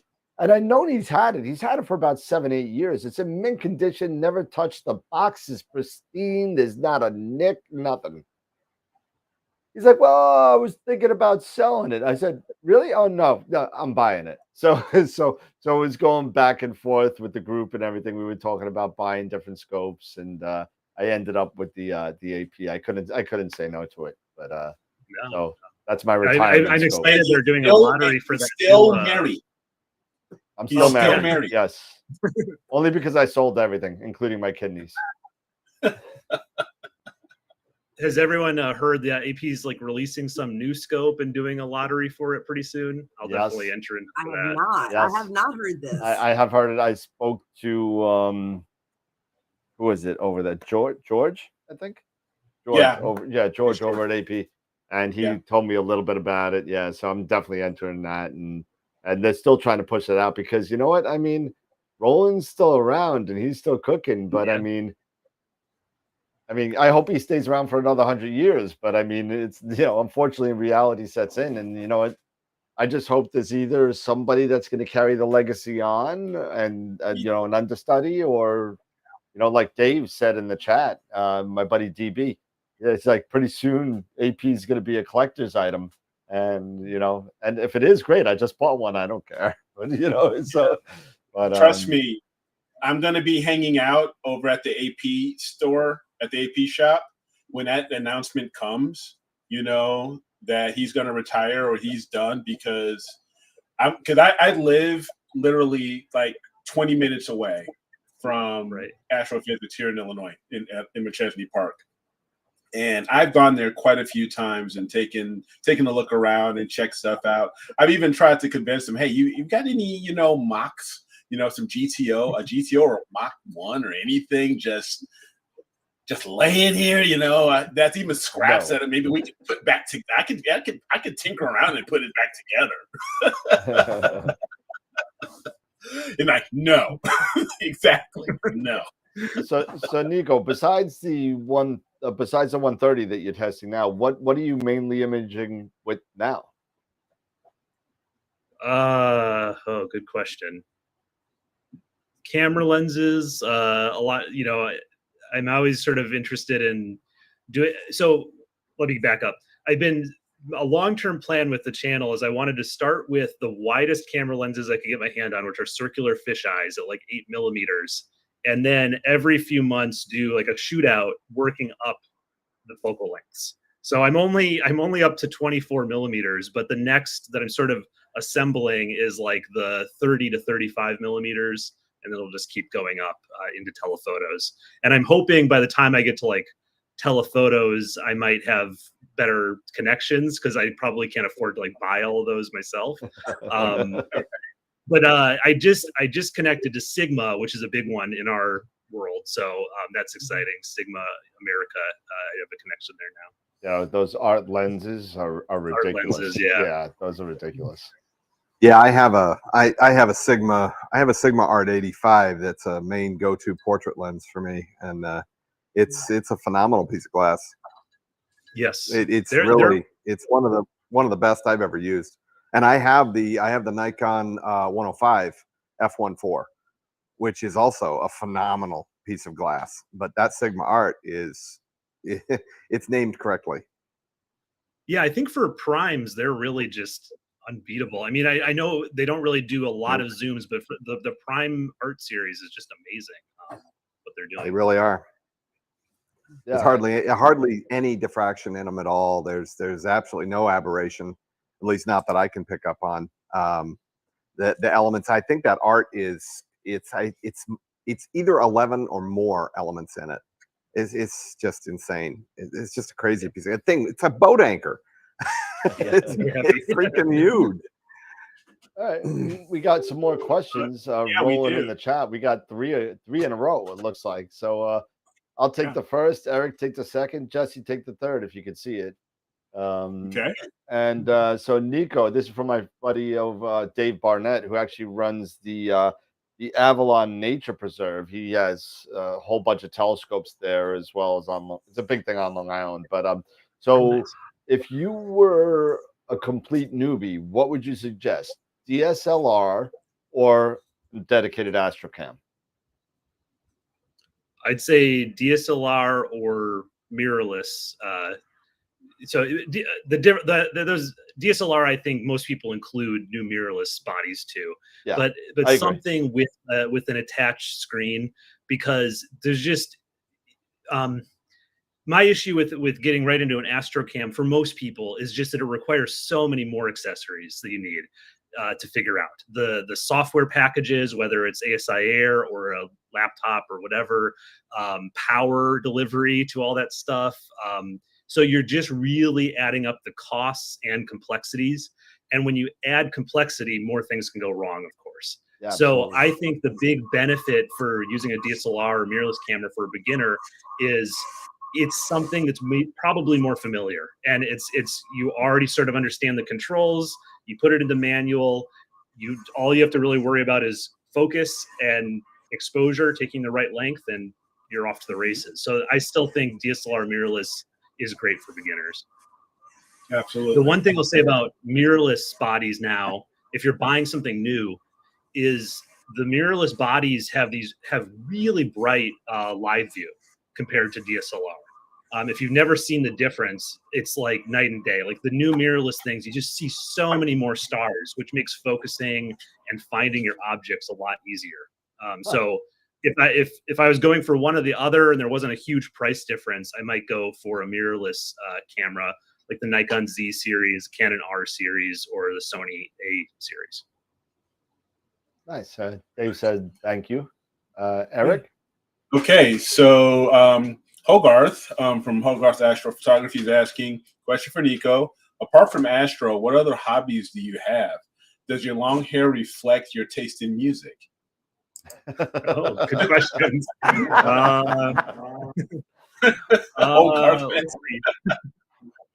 Well, it's funny. Music is another hobby. I've played the piano since a young age, so I love the piano.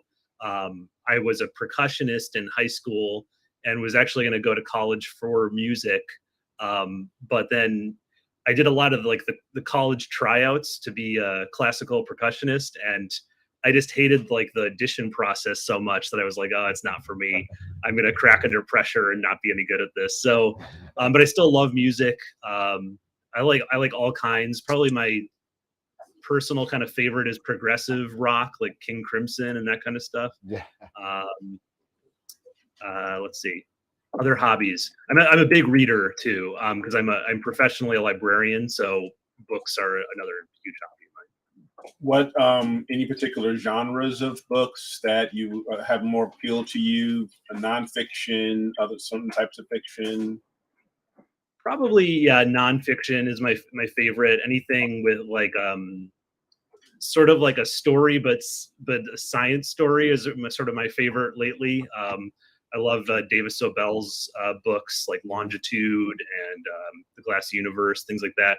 And then I now have started collecting astronomy and astrophotography books, and that's been a huge collection. So any new astrophotography book that's coming out, I'm trying to pre-order it, get it right away. Alan Wallace, who's on YouTube, just released a big one that I'm excited to read. So yeah. That's funny. I had the opportunity to meet Davis Sobel when she came out with The Planets, the book that she had, and she did a talk about the book in Custer Institute, which is on Long Island in New York. It's got like a big 24-inch obsession up in a dome and the whole big thing, and I was really nice lady and really smart, really cool. Yeah. Have you thought of writing a book yourself on astrophotography or anything else? Yes. I have a few ideas. I don't know if I want to say them because I feel like once you say them, then people start thinking like, oh, it's going to come out tomorrow or it might change, that kind of thing. But I do have a few ideas for books that I want to do. Yeah. Well, we'll keep our eyes out then. Excellent. Cool. Yeah, and Sean from Visible Dark has a question that I also wanted to ask you as well. Is what got you to start your channel? How come you started it, and what inspired you to start it? To start Nebula Photos. So when I started my channel, I was working at the University of Delaware as a librarian, but a librarian who most of my day was instruction, teaching kids how to use video cameras. And a big part of the instruction was like, okay, teaching them how to upload to YouTube and think about YouTube. So it was really that I was instructing people about YouTube and got familiar with it. Even though I didn't watch a lot of YouTube, I never thought I would start my own channel. But then I just sort of started thinking, okay, I'm doing all this instruction on multimedia. Now I'm really into astrophotography. And then it just sort of clicked like, oh, I'll start an astrophotography YouTube channel and make some videos. At that time, the ones that I can remember were Chuck's Astrophotography was around. Your channel was probably around, but I didn't know it. Sorry. No. Trust me, not a lot of people knew it. And I think Trevor was already going, and Dylan. So I knew I did a little research and was like, oh yeah, there's a few people already doing this. And I was pretty slow to start. I think in my first couple of years, I was just putting out like, a video every 6 months or something. But I started doing long videos, and I think that was just because when I was doing instruction at the university, I would plan my sort of lectures or whatever presentations to be about an hour long. So I was just like, okay, I'll do an hour-long video. And I didn't really understand like, oh, that's sort of unusual on YouTube. A lot of people do the shorter things, but people seem to like the long videos, so I kept doing that, and then it just took off from there. So where was the turnaround for you when you realized, hey, I think I got something here with this? What was the aha moment that said, hey, this is what I'm going to do? I did a video. So I mean, there's sort of a few of those ahas. The second video I did was like a long scripted thing just showing my setup, and it got a lot of comments, and I just wasn't expecting that, and people started suggesting other videos in the comments, and I was like, oh, that's interesting, and I thought some of the ideas were really good, because that video was showing like my full setup with a filter wheel and everything, and it was sort of complex. And the comments were like, show us just a DSLR and something very simple. So that sort of was like, oh yeah, of course, that's how I started. That's what I should be showing on YouTube. And then I kept sort of simplifying and simplifying until I got to a video where it was just Orion Nebula with no tracker, just a tripod. And that one took off. It was like, it's now up to like 1 million views or something. And it's like, okay, it makes sense. Yeah, keep going more and more beginner, and you're going to get a bigger audience, of course, because people want to get into this, but they want to get into it the simplest way. So that was sort of another aha, was like, oh, if I just keep simplifying the investment level, it's going to be a bigger audience for that. Yeah. Yeah, sure. That's a good point, because that's something that we talk about on the show, probably at least, if not once, definitely 3 or 4 times a month, on how to get, how to get into this. And I don't even call it a hobby anymore. I call it a lifestyle change, because that, it's just like your whole life becomes different. You're now nocturnal, you're up all night, and if you could do it, you could sleep during the day, but most people can't. And it's definitely not easy if you're, traveling to places to get to a darker sky. I'm on Long Island, Delaware, Boston, Florida, even Chicago and Southern California. I mean, most of us have to travel to get somewhere below Bortle 5. You know what I mean? And for some people like myself, it's like 6-hour drives, and some people it's an hour. But when you're doing that, other people just right outside your back door. Yeah, well, I don't like those people, so I don't talk to them. So, but it's just kind of hard to do, and we talk about it quite a lot on the show. Where how do we get started just to make it easy and go, and still keeping in your mind that you still need to understand the equipment. It's not just going to be like, okay, I got an awesome astrophoto on my first night out. No. Perfect example was a gentleman came into the store today. Actually, it was on Thursday when I was there. And I just want to take pictures of Jupiter and Saturn. Okay, no problem. He had a 5-inch Schmidt already with a 462 cam on the back. Okay. So he, I knew this gentleman. I gave him a teaching class. He tried to put a DSLR on a 5-inch Schmidt, and the thing just went, and whatever the case may be, but he was doing that. So I was like, listen, he's like, I just want it to work. I just want it to work. I said, well, I'm going to tell you, it's not just going to work. You got to do things. If you want, I'll do it with you. But you know what? He's like, well, I'm going to go take a picture tonight. It was beautiful, clear night. I said, listen, I'm not trying to blow any smoke anywhere, but you know what? You're not going to get a picture tonight. You're going to be worried about focus. He bought an 8-inch Schmidt. He got rid of the 5 and all this stuff. You got to learn the system a little bit to understand when things go wrong, you're able to combat it, fix it, learn from it, and fix it so it doesn't happen the next time, Yeah. Yeah. And to your point, Nico, getting started with the DSLR and simpling things down. We did not too long ago several presentations, and one of my presentations was actually inspired by, because I had mentioned this to you before off the air, that watching you is kind of what really, your videos as well as a few others is what got me started in AP. But it was using the DSLR, using things that I already had in my house, right?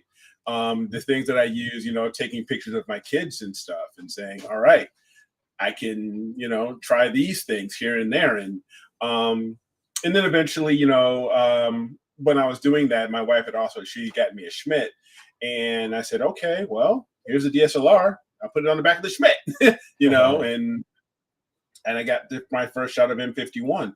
But yeah, it's that simplicity. That's what I'm really getting at. The simplicity is what people, I think, gravitate to, because they that's what they want, because you get so busy and you just want sometimes that instant gratification. So you want things that are simple. So to do something like just getting a DSLR, getting your tripod out, and maybe getting that right, you know, maybe your simple kit lens, your 55, your or something like that, and just point it towards Orion and take a few shots, get it in focus, get it in focus, and go for it. Now, prior to AP, were you much into terrestrial photography? Because I know Scott here, he's a photographer professionally, but were you into more terrestrial photography before you really got into AP? Yeah, I was really into video and filmmaking stuff, and then that led me into really getting into time-lapse photography. And I loved time-lapse photography because I liked like the technical aspects of it. And I got into like using the sliders where it would like take shots like this and and move it, and you'd see the foreground move. And I loved all that kind of stuff. So I went to Iceland because I was like, oh, a great subject for time-lapse is the aurora. I'd seen these videos online of the aurora moving. And so that's really was one of my first experiences shooting the night sky, was shooting the aurora. And so I think, yeah, between sort of my interest in that kind of stuff, and then I was also teaching cameras full time. I did have some background in both using cameras, but also teaching how to use software. So I taught how to use Photoshop and things like that, which I think, it sort of translated into astrophotography. And it's part of why I know most people, I don't know about on this call, but like just use Pixinsight, no Photoshop or whatever. But I just can't really ever see myself losing the little Photoshop angle, because I came from that world. And Photoshop is very. I think that many people, I'm not one of them, but many people use a combination of still using, Photoshop has certain elements to that can just do things better. And Pixinsight has its thing, Photoshop has its thing, and so it's usually like some sort of combination of multitude of. Some people will sit there and will swear by Deep Sky Stacker and stack in that and process in Pixinsight and finish up in Lightroom. So I mean, so there's a bunch of different things, and that's echoed in the chat quite a bit, where people use a number of suites of software in order to get the result that they want. Got another question. Oh, sorry. The one thing I can't get my head around in Pixinsight in finishing an image is some of the processes have a little live preview button that you press, and then you get a live preview of what you're doing as you make changes. But not all of them. Only like 20% of the processes have that. Well, in Photoshop, basically anything you do, you get a live preview on the canvas. And so when I'm trying to do fine color work and I'm thinking like, oh, I like it like this. No, I like it like this. I just much prefer Photoshop. Yeah, that's a funny point. Yeah, because the workaround, the workaround, just previews, and then all of a sudden you got 15 previews on your screen because you got. Well, I got a little bit of a nebula here with the bright star, and here is just stars with no nebula. So I want to see what it does to that, and it's definitely. Maybe that's something in the future coming down where there'll be, but I think it has something to do with the scripts and the processes and how they run. And sure. We have a couple more questions here from Logan. What part of the country or the world will you be traveling next for your vlog tour? And are you still favoring the roll-off roof for your future observatory? Good questions. I'm not sure where I'll be traveling next. I really should do like a call for like, oh, send me your interesting observatories. Cause I guess I'm sort of led by like, if someone has some kind of interesting new take or something like that. So I don't know if I want to say my email on here, but probably you can reach me in a number of ways. So if you have an observatory that you think is interesting, let me know, and maybe I can travel to it and take a tour. This is for anyone that doesn't know, this is a new series on my channel called Observatory Tours. I've done 2 so far. And then it's all leading up to me building my own observatory in whatever, 2 years, whenever. Yeah. And in terms of leaning towards roll-off roof, yeah, I am. I think partly because I want to maybe do 2 piers, but I also just like the feeling in a roll-off roof better than a dome. In a dome, I just feel like a little bit like closed in and claustrophobic. I like the roll-off roof experience where you just sort of have that feeling of the whole night sky, even when you're with your telescope. Yeah. Yeah. And I was talking, my buddy Dave is in the chat saying, Dan, talk about that. We were just talking about, I just put a fence in my backyard, right? And all of the forsythia bushes, which extended 5 feet into the yard on all sides, are all gone now. So that leaves me now where I only had 1 foot of space in between the front of the pier and the fence, now to 5 feet. So now we're sitting at, me and Dave. Dave has built, I think he said 11 observatories in the tri-state area. So I mean, he goes around and he helps people and whatever. But and I said, what about helping me? And he's like, yeah. So we were looking at clamshells instead of roll-off roof. Oh yeah. If you could afford it, great. I mean, some of these clamshells could be 20,000 plus. Easily. And, yeah, well, not including the shipping. So but they're really nice. And but what's so gravitated me to that was the same thing that gravitated you to the roll-off roof, is that there's no moving of a dome. You see the whole sky, and you know what? If you have wind coming from the back with this case, you can just put up the back, and then you still got the full sky. You know what I mean? And something like that. But I mean, there are different things. I think I can't afford one of those yet, and I won't put something permanent until I get into a sky that's not borderline. So when I move to North Carolina, where it's nice and dark, maybe that's when. But for now, I'm thinking about maybe one of those pro domes, or the one like TJ Connolly just put up, and that Dylan O'Donnell has. What is that? Not the Sky Shed. The Sky Shed dome. The Sky Shed. Yeah, the Sky Shed. Yeah. So that's what I'm thinking about now. So.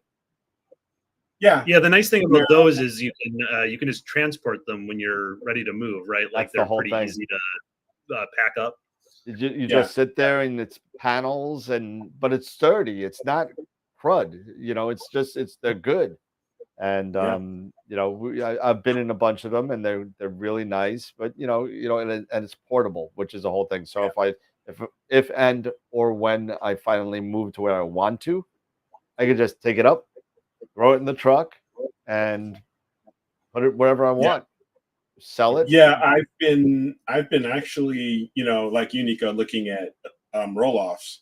So, and I was initially looking at, something inexpensive where I could just build a shed, like a simple vinyl shed that you could buy at a big box store and just cut it up and make that. Yep. But now I'm leaning more and more at looking at, because it kind of interests me, are these aluminum framed 80/20s sheds, or something similar like the PureTech, like the telestations. I still got to get over there to PureTech, because PureTech is in Bartlett, which is maybe about an hour and a half away from here, because I was offered to go over there and take a tour. But go something like that, where, and again, it's aluminum, it's modular, easy to put together. And then when you're ready to move it, it's simple to take apart and move it. Yep. So I kind of like those too. And having that aluminum, it makes it a bit more sturdy. Is there any particular currently any particular style of the ones that you have seen that interest you a little bit more? That's like, wow, even if it's a clamshell or a dome or a roll-off that you maybe have seen or heard about in your vlog and everything, or maybe wanted to go check out? He said, "Yeah, this is Yeah, kind I'd of love to interesting." see just different types. So far, I've seen a pretty classic dome with a circular building underneath it, and it was actually a 2-story, and then a roll-off roof design that rolled off to the north. The roof rolled off to the north. I know some people turn a roll-off roof design so that it rolls off to the west or east, and then you get the full sky to the north and south. So I'm interested in seeing that. I'm also interested in seeing a roll-off structure design, because a really small observatory where the whole shed rolls off. Oh yeah, the whole thing moves off the rails. Yeah. That's cool. I've seen a bunch of that on a couple of the forums where they like the house moves on like rails, and that's yeah. I've seen a few of those on like Pinterest and stuff. So those were. And then I guess the clamshell and some of these pre-built, so you're talking about like an aluminum shed. I'm really just interested in seeing like everything that's available now before I make any kind of big decision. Yeah, Nice. I mean, and of course, when you finally make the purchase, something new is going to come out. So I mean, there'll be some breakthrough that but What's interesting is and Greg now has just finished up that one big observatory. Remember, he was on the show about 2 months ago. Yeah, and he was cutting that new. He's finally got it all built, and he's ready now to go ahead and start putting the piers in. Nice. Oh, the one in Utah? That's Utah, right? Desert remote. Yeah, Utah. That's Craig Stocks. Yeah, that's a friend of Pete's that he was on the show. 2 months ago? Yeah, a couple months ago, and they look really cool. They're big, but they're really cool. Another question, was for Nico, was Canon RF 800 for astrophotography. What are your thoughts? I have a video about it. It was actually surprisingly good. It's a fixed f11. It doesn't go to f16. It doesn't go down to f8. It's only f11, which is sort of telescope-like, and that it has a fixed apertures, that no iris. But the stars looked pretty good. You don't think of like buying a lens that's that slow. But it actually worked pretty well. And also shooting the moon with it, I'm not getting any fringing. No, no blue, no magenta, no violet fringe. No violet fringe at all, which is another sort of surprising thing. So it's a pretty impressive, lens. I bought it because I sort of wanted a lightweight wildlife lens for traveling and stuff like that. I probably wouldn't buy it just for astrophotography, because I think for $1,000 you could probably do better with just some kind of telescope. But if you wanted that sort of dual purpose of having it for wildlife and also having it for astro, it's actually pretty good for astro. Nice. There was another one here from the Bloodstone. There's a question for everyone. Does anyone use the Asato 2-inch autofocuser? 3. I use a 3. 3-inch. Yep. Okay. I've had it on 2 different setups. I've had a 2-inch on one. I've had a 3-inch on another, and I set up a 3.5 low profile on another rig. So if you got any questions about the Asato, please hit me. I got. With the 2-inch, you got 67 millimeters of back focus racked in. And you got 15 millimeters of travel, so it's 74.5 millimeters. It's a halfway point. Yeah, it takes up a lot. So, Simon asked Nico, from your videos, do you live in an apartment, and are you planning? Yeah, and you are planning on building your own observatory. So, so I'm currently living in a 3rd floor walk-up apartment. So. It's a lot of work to get all the gear up and down the stairs, but I'm planning to move eventually, and to a place with some land. And so it would be after I do that I'd build the observatory. I'm just sort of thinking way ahead. Yeah, hey, there's nothing wrong with that. You kind of got to. I'm already thinking about moving states. So yeah.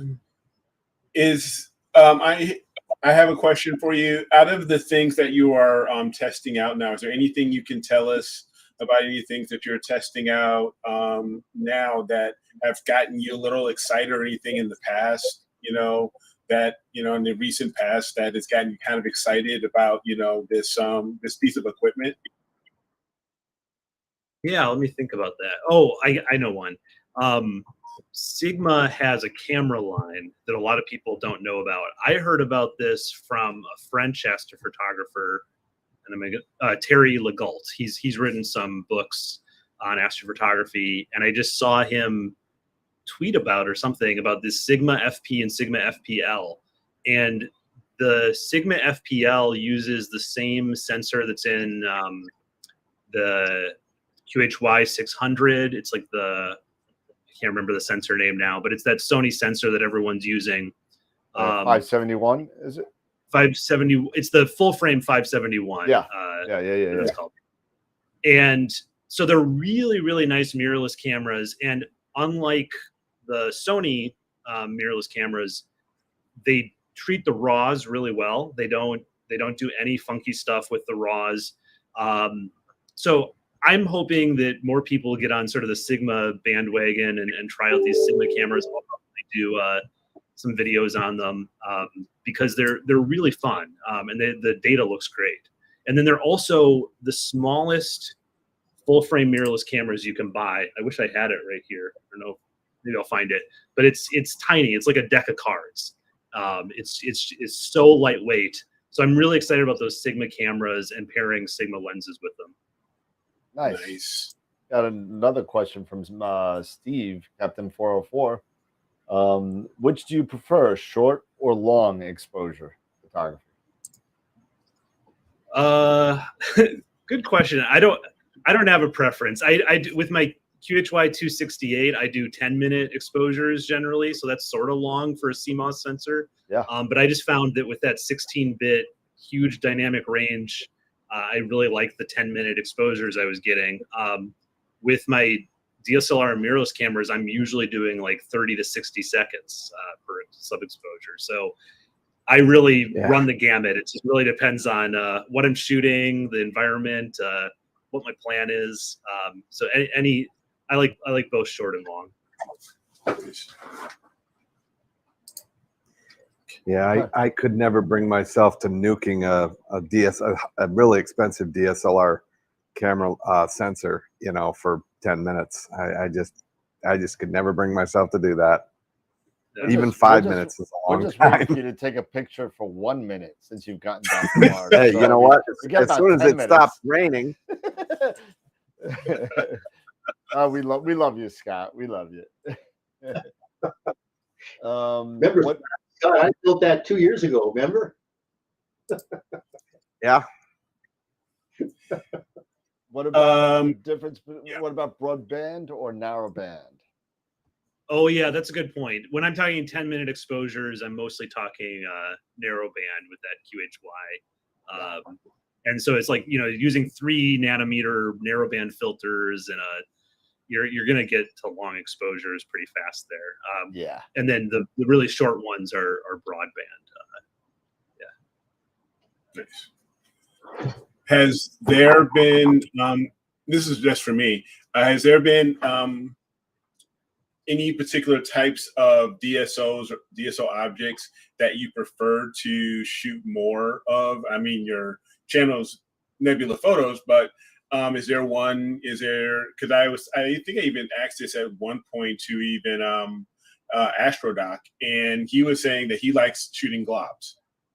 And I personally, enjoy, if I can get the chance to do it, like say dark nebulae and things like that. But do you have a favorite type of deep sky object? Or so it's changed over the time I've been doing astrophotography, because when I was just getting into this, I really didn't have any thoughts on it. I was just like, I just want to shoot everything. So I would shoot Andromeda, shoot Orion, just shoot all the popular things. And then as I started getting more and more into it, I was like, I got really into any kind of challenging emission nebulae. Like the first one that I thought was pretty challenging that just really thrilled me was the Squid Nebula. I just loved how, like, you know, you could only see it after 15 or 20 hours. So I think that yeah, I'm more now into like the challenging stuff. But like you said, dark nebula, those are really challenging. So that's another sort of new interest, is trying to, you know, get out to a dark site, shoot dark nebulae, try to do something interesting with the composition. Like, I love if it's like there's a nice bright star or an open cluster and a dark nebula. That I love scenes like that. Nice. That's awesome. And Steve comes up with another question. What do you think is going to be the next big thing in the hobby? I think I was discussing this on some other show a while back, and I said we're going to need scopes that can actually support medium format, because right now, you know, they're starting to come out with medium format sensors. There's affordable already medium format mirrorless cameras, but there's so few optics that can actually support that big a sensor and actually have it be well corrected. And so I don't know. I mean, that's going to be super expensive. So I don't know how many people are even going to buy something like that. But that's one thought, is scopes that can support that kind of thing. I think the other thing that's sort of getting a lot of steam is using artificial intelligence to speed up pre-processing and different tasks.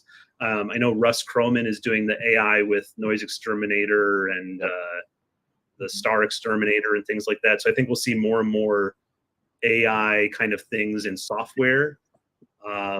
Someone in the chat said harmonic mounts. So I have the AM5. I haven't had much chance to test it yet, but yeah, that's another video I want to do, is trying out all these new harmonic mounts in some kind of battle, like the Pegasus one and the Ioptron one. And the one, yeah. That's going to be great. Yeah, that would be awesome. But of course, somebody in the chat had to bring up, are you a hockey fan? So I'm not. Unfortunately, I'm not really much of any sports fan. I grew up in Minnesota, so I still have some allegiance to all the Minnesota teams, Twins and Vikings, but I don't watch. Get that hat off your head. But I'm sorry, Pete ran and got his Maple Leafs hat, which is, the Maple Leafs is a sore team for me, but we'll leave that for another time. Yeah. You mentioned battles, and I do remember, of course, the battle between you and Queeve. Yep. How fun was that for you? Can you tell me a little bit about that experience and working with him on that video? Yeah, really fun. I mean, I've been talking to him for a while, because I think that we have sort of a similar outlook for the kind of videos we're interested in, doing more in-depth tests of things and comparing things. So we really had a lot of, similar sort of ideas around what's interesting to do on an astrophotography channel. And so it was really fun to do that with him. I think he beat the pants off of me, because it was funny, because he approached the challenge thinking that I was going to win. He thought that, even 4 or 5 hours under a dark sky was going to beat his 20 plus hours under Tokyo sky. But I don't think so. I think he put together the perfect setup to beat me, and I think he did. that was a great battle. That was really good. That was a lot of fun. Let me check the chat here. Yeah, nothing in there yet. They're already on the hockey. They're already on to that. See, you started getting them off the rails. No, it wasn't me. I blame it all on Captain 404 in the chat. That's But so let me say, do you have a favorite kind of type of scope to image with, whether that be reflector, Schmidt, refractor, TDK? Yeah, whatever. Definitely refractor. I mean, I've owned 3 Newtonians over the years, but it's just not my favorite. I just really like how with the refractor it's much faster to get going, and I tend to, with any kind of scope, you have to collimate, obsess too much. Like I get out there and it just I just take way too much time trying to make it perfect by not only just doing like a laser collimation, but also doing looking at stars and bringing them out of focus and being like, no, it's not quite right yet. Yep. So that's my issue with mirror scopes is I'm too obsessive. And you know what? Most people are, because garbage in, garbage out. If you got if you're just that little bit off with the collimation, then you got stars that are out of focus, and it's not it's not for everybody. And I know Tegan, who's on the show every once in a while from High Point. He uses his Quattro, and he loves it, and he gets great results at it. He knows it like the back of his hand, and that goes back to one of the beginning statements we said in the show. You got to know your equipment. You got to learn it. You got to go through the process. It's not, it's not a one-stop shop where you just buy what you need and, you throw it in a pot and then you got, a great meatloaf, whatever. It's not, it doesn't work like that. But, for sure. Within about 6 months of starting Deep Sky Astro, I bought an 8-inch Quattro Newt, and I put about 2 or 3 months into it, and I just wasn't getting the results I wanted. And now I think I know all the problems I had, but I didn't know what the problems were back then. And so now I think what I would have done is I would have made an aperture mask to cover up the clips because I was getting weird turned edges and things like that. I would have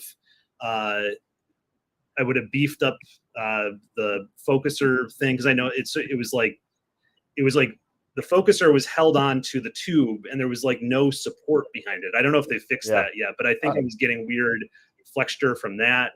And then my main thing that it was just a duh moment, but then now I actually know what it is my coma corrector was too long. So my coma corrector was actually into the light path. Nice. And that was causing big Shadowed issues everything. too. So there's a lot of things with newts where it's like, okay, if you don't know what you're looking at, you don't know how to solve the problem. So yeah, I totally agree with you, Dan.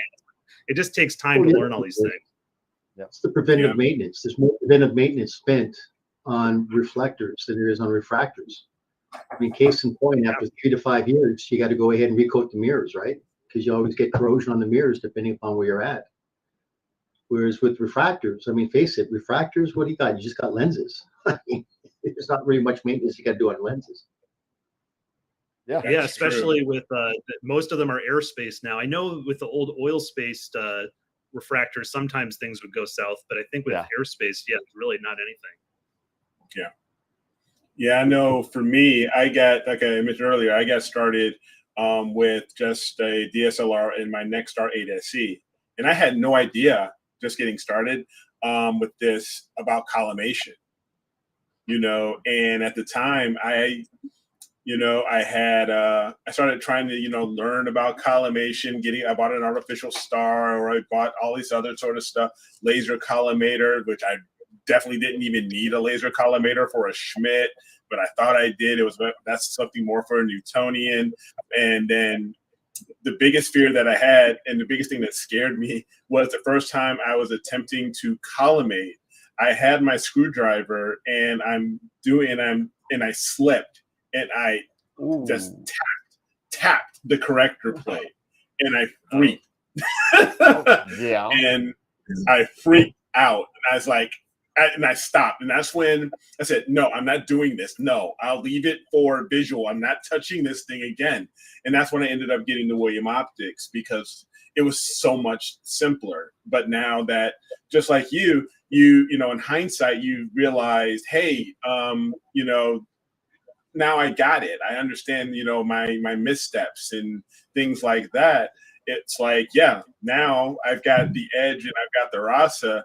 It's because I feel more comfortable with them now, and I understand, those missteps and those mistakes that I had made.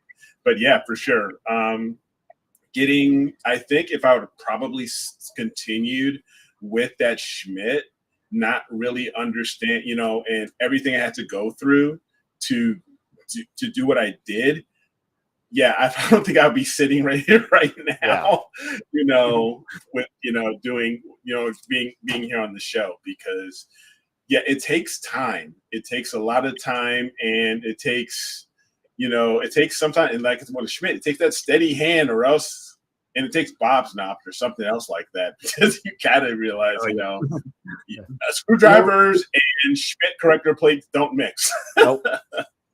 And there's something else too, is that everybody thinks that you got to get your mirror aluminum coated, right? You got silver coatings, you got gold coatings.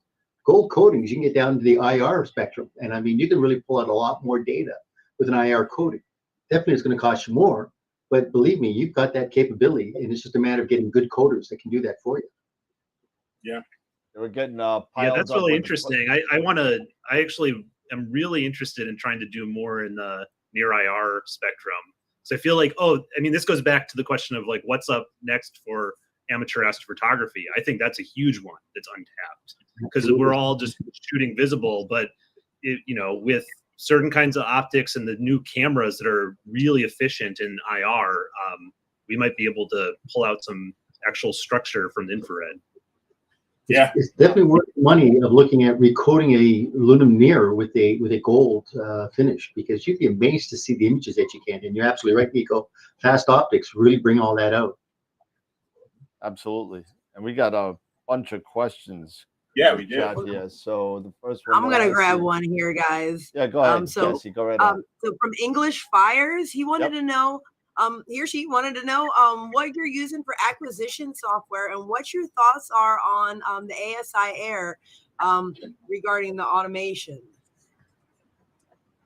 I see Eric has one right there. That's cool. Yeah, I actually just got my ASI Air recently because they were back ordered for so long. But since everyone started using them, I was like, okay, I got to learn this. But I am still, my main acquisition software is still Sequence Generator Pro. I know that a lot of people have moved to Nina and the other things that have come out, but it's one of those things where I learned SGP Sequence Generator Pro so well back in 2017. I figured out every menu, every button, that I was just like, I'm so fast in it. I don't really want to relearn everything, but and it works, so that's what I still use most of the time when I'm capturing. But I do want to learn ASI Air and probably Nina too, just because as having a YouTube channel, you want to sort of know what everyone's using today. Yeah, absolutely. Yeah. I basically, I was one of those Nina converts from SG Pro, and I used SG Pro for a long time. I stuck with them for probably a year after they started charging the subscription fee.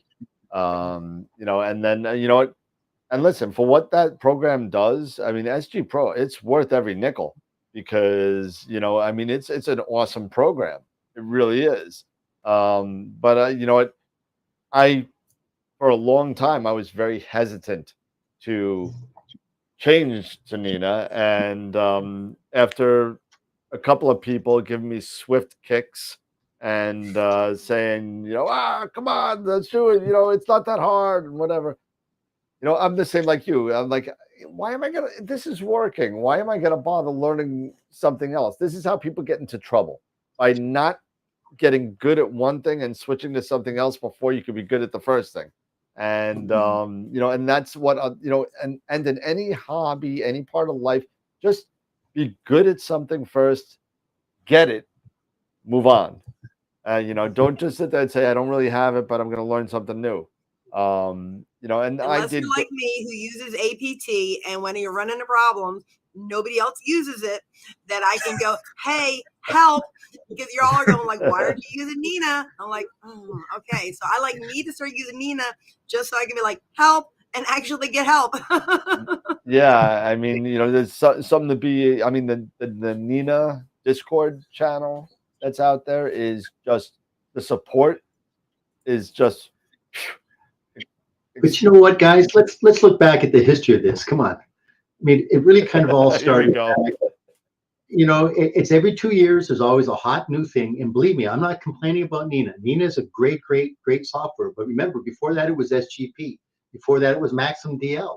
Before that, it was Image Plus. Before that, it was something else. Everything has its moment in the sun. And I'm not to say that Nina, I don't know, as I said, believe me, for freeware, how do you beat it? These guys have absolutely done a phenomenal job, and we really need to get them on the show because these guys would be a real special guest to have.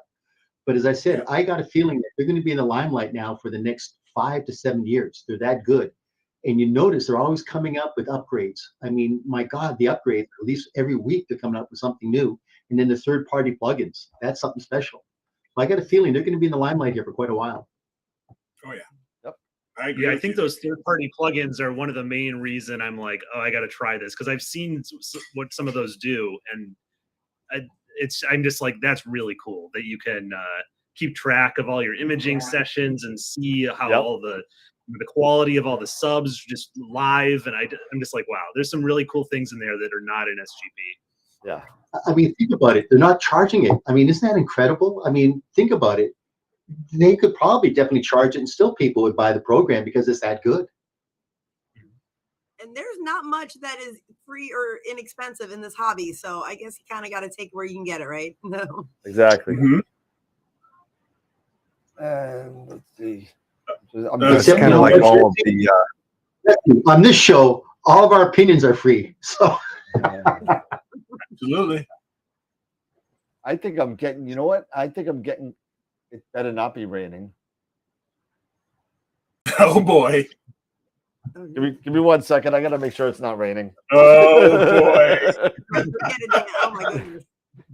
Oh man, that's it. It's kind of like the all of the wonderful plugins that are available for Lightroom and Photoshop, and and a lot of the stuff in the Adobe Suite. We use my wife and I run a graphic art studio for the past 18 years, and you know, digital graphic arts and photography and such. And we've used the Adobe Suite for years, and I've been thoroughly impressed with all of the wonderful third-party plugins that you can get that work with you know, the suite, especially Lightroom and Photoshop. So yeah, all good there, Dan. Annie's Astro kit, you know, for I tell you, you know what, Scott, you brought up a good point here because, you know, we're talking about the upgrades. What are the advantages with the upgrades on optics? But we're really missing the software. I mean, think about it. I think in another 3 years, the software is going to be able to be just as equivalent to the hardware, that you could probably have a garbage image and you'll be able to turn that into a masterpiece. Because as you said, we were kind of struggling with the optics. Then we got the fast sensors. Then we were able to make that to the fast optics. Now I think that the software is going to be coming up, and you're going to be able to see some phenomenal images. Like case in point, 5 years ago, do you think you had the software to be able to pull out the dark nebulas that you see today? I don't think so. You couldn't have done that 5 years ago with the software that was out there. Now you look at these dark nebulas, and they're phenomenal. They're absolutely just spectacular when you see what's being done. yeah, they've got stuff now that I was looking at something just a couple of weeks back, that software algorithms that actually can fix pictures that are out of focus. That's wild. That's wild. Yeah. I mean, that's like being a musician and a singer with the auto tuner. I mean, like, you know, that drives me nuts. You know, like, get it in focus. You know what I mean? You know, I'm not saying I agree with it. I'm just impressed that they can do it. Yeah, but you know what? I think stuff like that takes away from the talent that you kind of need to get things right, to understand things. I think, you know, making things that are out of focus in focus by use of software, you know, then what's the point of focusing?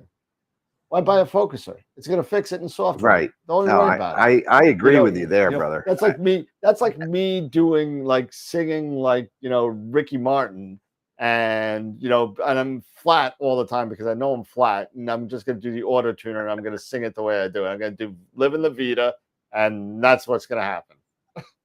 Please don't. We'll just call you Christopher Cross, Dan. How's that? All right, we'll do that. We'll do that. We're going to do Christopher Cross. That's fine.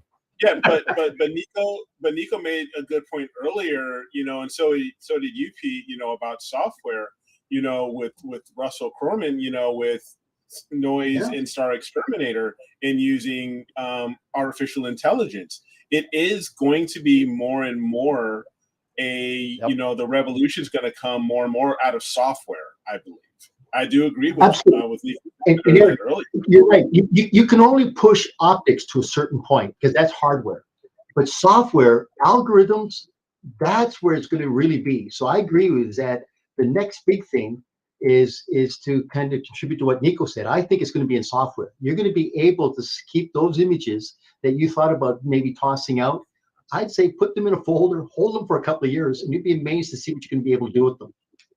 Yeah, I mean, you even look at software as far as within design, you know, to, you know, for operations of your mount. I mean, with the harmonic drives, or say with what is it, the Starry, the Starry Revolution, you know, with auto guiding, you know, it's all about the software now, because in years ago, of course, you didn't have this option. You didn't have software to be able to do acquisition like you do now, because, of course, everything was filmed back in those days. I mean, Dan can attest to that. He was around in those days. I mean, can you imagine Edwin Hubble right now? If he was alive, he'd be going, "Are you kidding me? I don't have to be up there in that Palomar 100-inch telescope. Exactly. Right? I could do this artificially." Exactly. And people are echoing in the chat about when Richard Wright was here, talking about you know, the death of guiding, and he's been talking about that for a couple of years now, and you know, it's slowly, I think, coming to fruition. I think it may just happen, you know, in my lifetime. which, as Eric has said, may not be that long, you know. So wait, so like famous last words, right? What was it? Was the oh God, Bill Gates says, "Well, why would anybody need to have a hard drive greater than 20 megabytes?" Yeah, right. How long was that? That was what, 15 years ago? Yeah, that was like 15, 20 years ago, and I can't live without my 24 terabytes. All right. Yeah.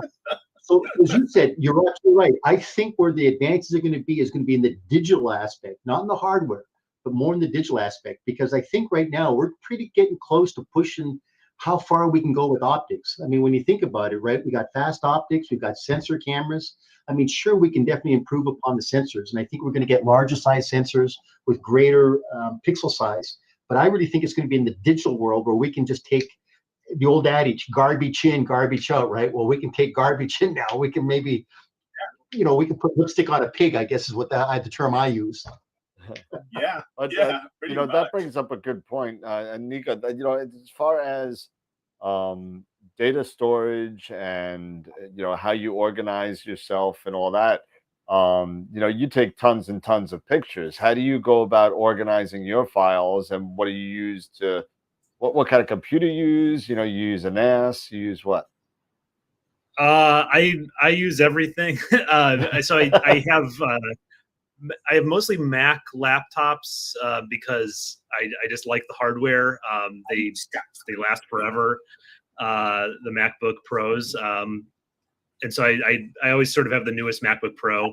But then recently I built a big desktop PC for a Mosaic project because I needed that, like, whatever it is, 128 gigabytes of RAM, or I would just get the memory error in every program. Yep. I got it in AstroPixel processor. I got it in Pixinsight. It didn't matter what I was trying to use. It would just say out of memory. And so I was like, okay, I need to buy this insane processor with a huge motherboard and get all this RAM onto it so that I can actually finish my project. So I actually built an absurdly expensive computer just to do that.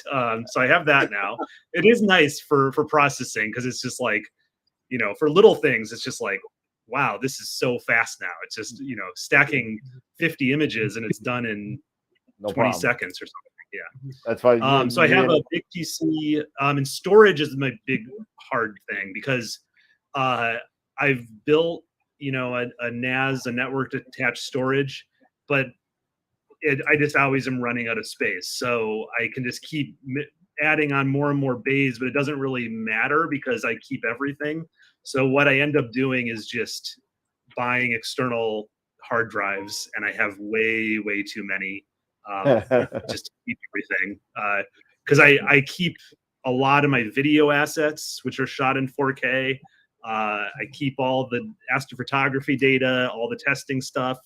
I never throw anything away because I don't know when I'll need it. So I probably have 500 terabytes of data, something like that. Wow. Yeah. Wow. Half a petabyte. Something like that. Petabyte. Wow. That's something. Yeah. Now, have you gone back? Have you ever gone back and looked at some of the data that you took when you first started and tried to reprocess it now that you are so much more experienced doing this?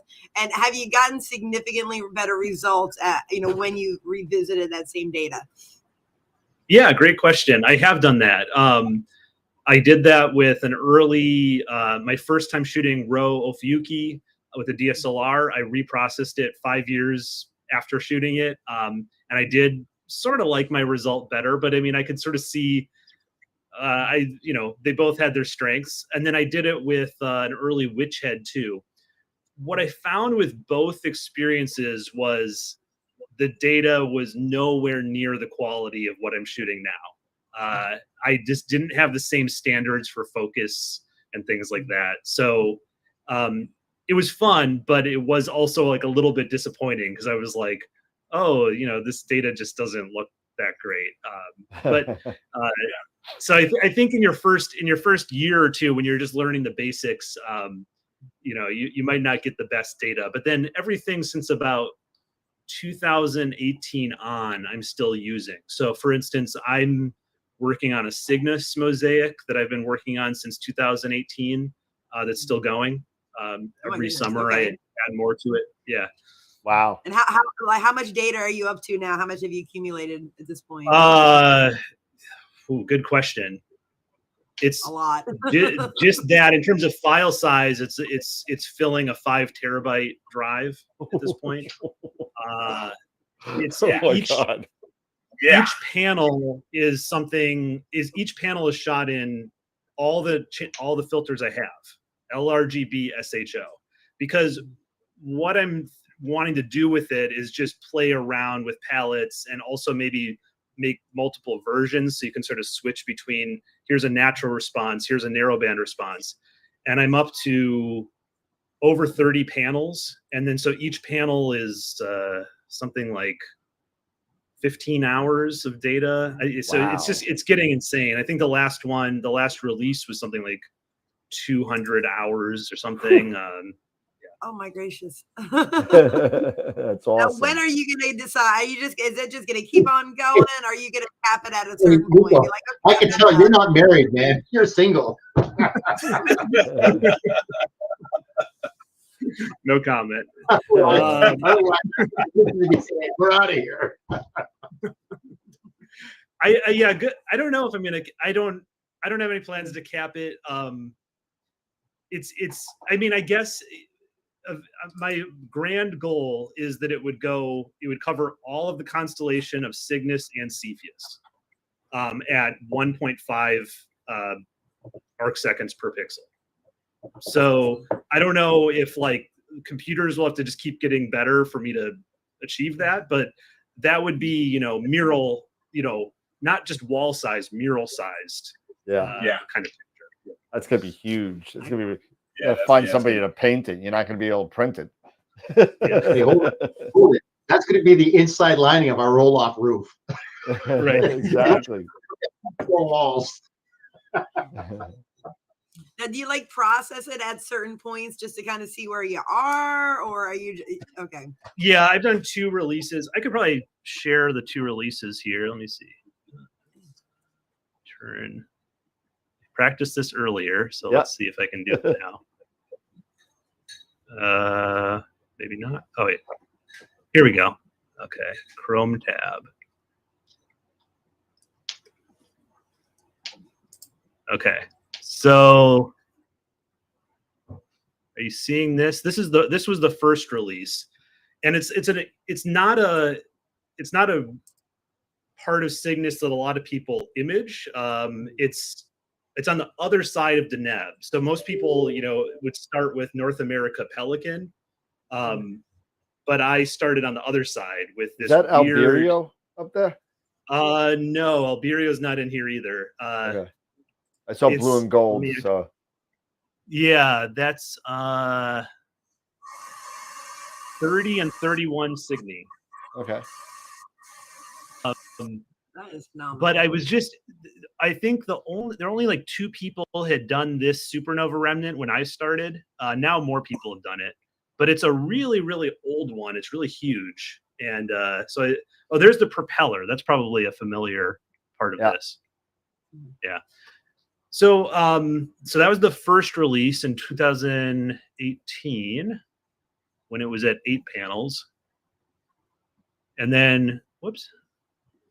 This is the most recent release. So you can see it just keeps extending out. I did 1 full panel all around the 8 panels. So lots of new things appeared down here. We get like the eyes and just lots of really cool details.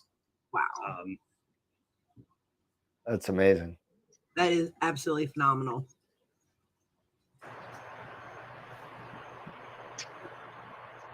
Wow. And when did you do the second one that you're showing? When did you put that? I released that. So I finished collecting the data in 2020, but then I had to save up for a computer. So I didn't do the release until 2021. And then it'll probably be another couple of years before I do another release. That is phenomenal. Thank you for sharing that. Sure. Yeah. Tarek was asking, so NICO, no planetary or solar imaging? I haven't really gotten into that. I've it's hard from Boston to do a lot of planetary because it's just, I don't know, we don't really get the skies for it that often. Occasionally we'll get good seeing, but it's just pretty rare. And then solar, I know I haven't gotten into it. I have a lot of respect for the solar imagers, but I don't have the equipment for it. The only kind of solar I've done is, the eclipses. I did the total solar eclipse in, what was that, 2017 or 2018? 17, yeah. 2017. And I definitely plan to do the next one and, make videos about it because that'll be so fun. Big event. Yeah. Where do you plan on going for? Probably Texas. Yeah, Texas, probably southern Texas. Yep. Might be the best place to go. Yeah. So unfortunately, I'll just with the weather, I think it's probably going to be the best. Yeah. Yeah. I got lucky for the 2017. I went down to Greensboro, South Carolina, and it got 1 minute and 8 seconds of totality, if I remember right. And it was probably the most amazing event that I've ever witnessed. I've never seen a total solar before. I've seen it, TV, but I've never, envisioned that of that actually happening. And it's really, if you get a chance in 2024, go find out where that path of totality. It's got a weird arc. It kind of goes through Texas and ends up through upstate New York somewhere. But it's got a weird arc to it. But go find out. There's plenty of websites, and definitely take the opportunity. Oh gosh, yeah. I kind of lucked out here because here in Illinois, it's going through the same city. It's going through Carbondale, Illinois. Oh yeah. And so it's gonna be kind of cool just to go back there. Let's go because that's where my son actually where he went to university, and that's gonna be probably my spot again. Just head to southern Illinois and just catch it there. So absolutely. You get lucky. It's semi close to home for you. Yeah, exactly. Like how far is that for you, Eric? I would say it's about maybe 3 hours. Okay. Yeah, about 3, maybe close, maybe between 3 to 4, something like that. Because I'm at the very northern part of Illinois. You got to go down to the pretty much almost the southern tip, of Illinois to get there. But, it's going to be running somewhere near the southern Ohio, and I have some family in Illinois, so I'll probably just go stay with them and then just make the little hop over to totality. Yeah. But I went down to Dillon, South Carolina, I think, and I took my 2 kids. My son had just turned 18, and my oldest, she was 20. And to have an 18-year-old boy, it'd just be like, whoa! I mean, because they kind of came along for the ride.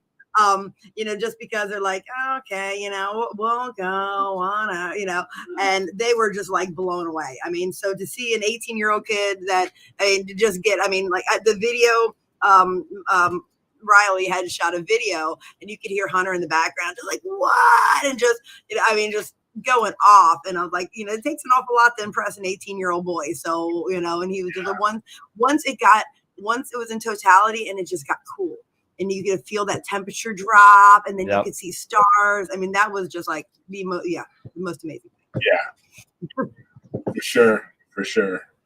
Yeah. I mean, to have that experience with your kids, you know, we've talked about this, you know, with outreach and doing everything else.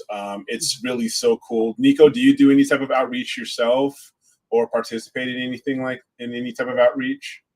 Yeah, I haven't since COVID started, but back when I was in Delaware, I used to do, you know, a number of events, and yeah, it's a lot of fun. I bought the 10-inch collapsible Dob just because I wanted to do outreach, and also, you know, in my old neighborhood in Delaware, there were a lot of kids around, so they would always like to see Saturn and things like that.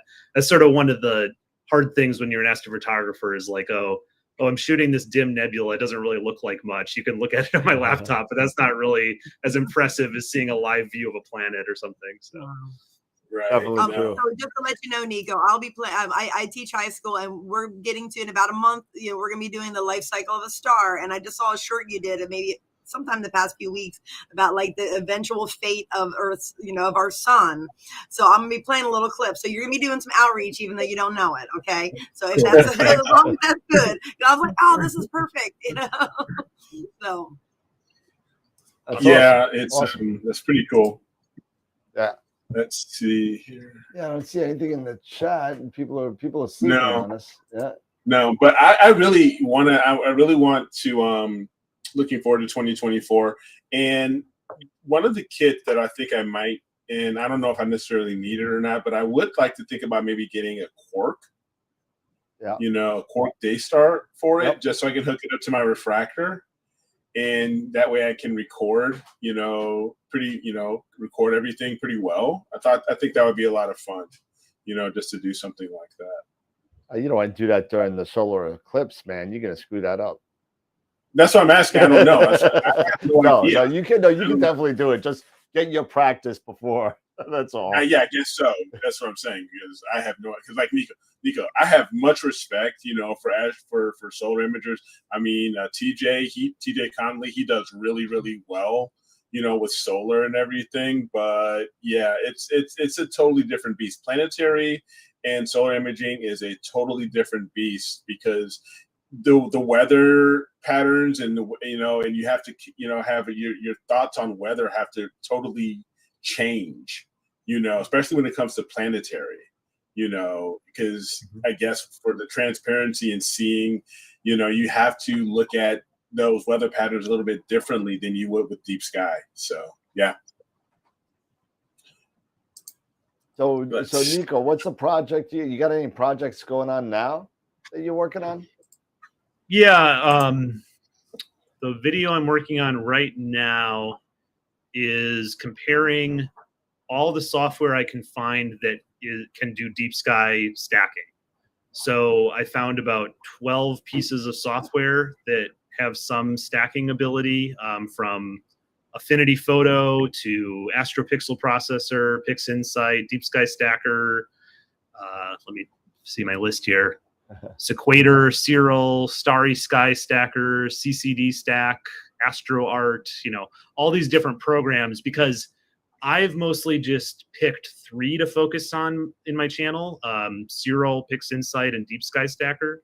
But I've always wanted to try out all these other ones that are available. So I thought, let me just compare all of these, compare them, you know, in terms of if I throw 100 sub-exposures at them, how do they rank in terms of speed, all these kinds of questions that people have. And so, yeah, that's my next video. Probably going to work on that in the next few days and hope to have it out by the end of the week. Thanks. Yeah, and then after that is probably going to be that ASCAR 130 review. Hoping I can at least get another clear sky, because I've I've shot some with the mono camera, but I always like to do a full frame DSLR kind of thing, because that tells you a lot about a scope. Is like, shoot in a one-shot color with full frame, you can really see all the aberrations and things like that. So I want to do that with the 130. Nice. And, Logan's got a question for you. Any future plans to head to the lower half of the world at some point to shoot some southern hemisphere targets? Yeah, I'd love to do that. I'm hoping that I like this ZWO AM5, because I think that's the mount I would bring, because it's capable, but it's it would be, you could do it as a checked a carry-on baggage kind of thing. Yep. So that's what I'm thinking, is like the AM5 with a small refractor, bring that somewhere in the southern hemisphere and go after a lot of those things. I really like the Colsac. I would think I would want to go for Carina and the Colsac. Yep. But then I'm also tempted to go for the season for the Magellanic Clouds, because I just love the Magellanic Clouds too. So that's awesome. And one of our future one of our people here that's on every week, Christopher Seton, is the obvious pun is, I guess, you're going to see how all the software stacks up against each other. Yes. English Fire suggested the AM5 with the Red Cat. Oh yeah, that's a cool combo. All the anodized red. Yeah. Yeah. Yep, for sure. Now, so you just got so you have the AM5 now, but you said you haven't had a chance to really take it out and test it yet. Right. Yeah. I mean, I've powered it up and just made sure and used the little fun hand controller that it comes with. Make sure it's working. But I haven't even had it under the stars yet. Just been too busy with other stuff. But yeah, I ordered it straight from ZWO. I think the day they announced it, and just got it a couple weeks ago. So it took them a long time, but it was it looks really nice. Like the fit and finish is great. Yeah, it's really good. I've taken one out of the box because I work for a telescope store, so I looked at it and I said, but they're all sold before they come in the store, so I can't even get them. So we're backfilling orders right now for them because there's so many, and ZWO is just sending them to the dealers in piecemeal, kind of like, depending on how big you are, you get the percent. You know what I mean? So the people that get them, OPT, High Point, those guys, Woodland Hills, the bigger people get the most, and then the little guys get whatever's left. We're one of the little guys, so that's what we get. So we get 5 at a time. The AM5 with the counterweight is 44 pounds, and I think without the counterweight is 13 kilos. I think so. That's like 26. It's like 26 or something like that. Close to 2.2 pounds for the kilo. So figure out the math. It's 13 kilos and 40 kilos, I think. Yeah, and from what I understand, not 40 kilos, it's 20 more, kilos. Sorry, 20 kilos. Yeah, and from what I understand, it's more about keeping things, balanced to the point where where things don't tip over. Is why you want to have the counterweight more. Exactly. Just any other payload requirement. So, which is really impressive because we've talked about this before. I've seen TJ, he's got that 9 1/4 inch edge, with his full DSO setup, with full blown, dedicated, Astrocam and filter wheel and everything else. And he's got to be pushing that pretty darn close to that 44. He is, but what? His results have been great. So yeah, he has no problem. So yeah. What are the things? So it can handle a 10-inch reflector with accessories. Yeah, I think so. Absolutely. Yeah, absolutely. I think it would be.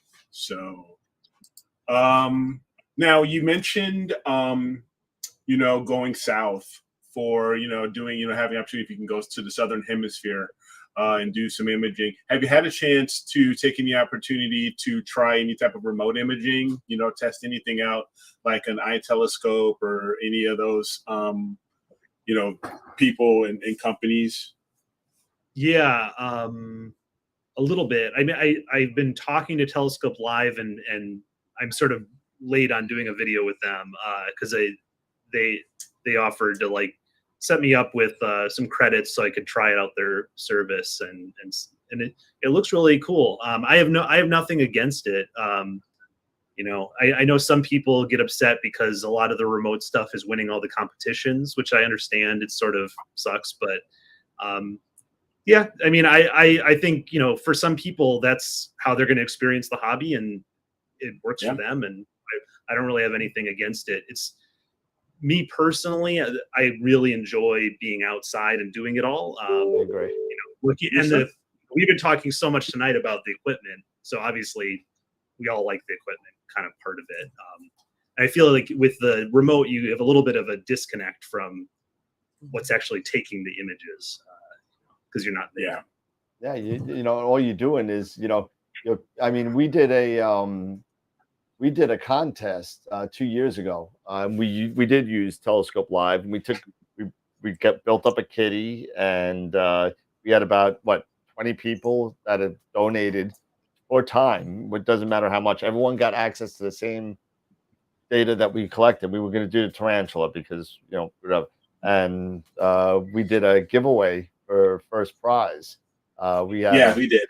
We had a couple of prizes. We had some Explore Scientific, some Masters of Pixinsight. We had a couple other things, but you know, it was great. We got all together. We accrued almost $500. And since you're doing narrowband, you're getting data cheap because you could do it, you know, do it a little bit closer to the moon. So you're not spending. You don't pay the premium price because people want to do, you know, LRGB. They're not going to do it during the moon because it gets blacked out. But you just sit there and you threw it in there. We got about 7 hours, and we got some really good pictures out of it. But you know what? Again, it was just a fun thing to do because it was called the Southern Sky Challenge, which is what we did. Because let's just do it, and you know, everyone will, you know, pay $5, pay $10, whatever you want to pay. It doesn't matter. And it all gets thrown into a kitty, and we get as much data as we can. And then we say, go, run with it. Everybody gets the one thing we did do, though, different than anybody else was doing with something like this. We didn't want the calibrated frames. We wanted them to do the calibration. So we got the darks, we got the flats, we got the bias, and we didn't give them the calibrated frames. We just gave them all the raw stuff and then said, yeah, there you go. Go with it and run. But it was a lot of fun. It was a lot of fun. We can do that again. We need to do that again because I wanted to jump in on that, and then I world got busy and we never did jump in on that. We're definitely going to do it again. I got to look at the Southern Sky charts and remember what comes out. We definitely want to do the Dragons of Ara. We definitely want to do Eta Carina. You know, so that kind of stuff. And we'll see. You know, we'll take a look at the calendar and see what happens. But it's going to be fun. Now, I'm Nico, also excited about getting data from the web because it's a lot of that is being made public almost immediately, and so you can bring down data from the JWST, and that's a lot of fun too because it's like nothing that we can get here on Earth, you know. So it's you know, with Hubble is like a lot of the popular things were visible, so that's fun too because you can, like, you know, you've seen all these comparisons where people take their pillars of creation and then they compare it to Hubble's. With JWST though, it's just a completely new challenge because it's like I've never used these kinds of filters, and so that's fun too. Yeah, it's going to be interesting. Somebody said it in the chat that JWST is going to start doing some sort of revolution as far as imaging is concerned, which it already has, but in the use of IR cameras. And, you know, we may see different, you know, mono filters with the infrared sensitivity, you know, all of a sudden become more of the rage because that brings up a good question. Do we want to have, I can get Teledyne to come on. Teledyne basically supported about 5 of the 8 cameras on James Webb, but I can get Mick to come on and actually talk about that because he is really kind of an interesting person. He's real funny. He's really articulate. and he's the PhD sales manager for Teledyne. So we're Sure. selling their cameras. And I can always reach out to him and get him on the show. So I think it'd be a good idea because he's got some pretty interesting stuff to talk about. So I'll reach out to him. Yeah, cool. That'd be great. Now, Nico, you mentioned, okay, you've dabbled, or at least you were going to work with Telescope Live on, with their remote equipment. Have you ever thought about, because you've been talking about building your own observatory when you were able to, have you thought about also making your own, once you get your first observatory done, you ever thought about maybe trying to find a spot somewhere here in the States or somewhere and making another, building out another remote observatory for yourself personally? That's not high priority for me. maybe Sure. in like 20 years or something, when I just like don't want to haul or I don't know. We're just I could see myself doing it, but I'm not anytime soon. I just enjoy the equipment too much and being out under the sky. So, and I also just know how hard it is. I mean, I know a lot of people. I've talked to a lot of people that do that. They have set up their stuff remotely.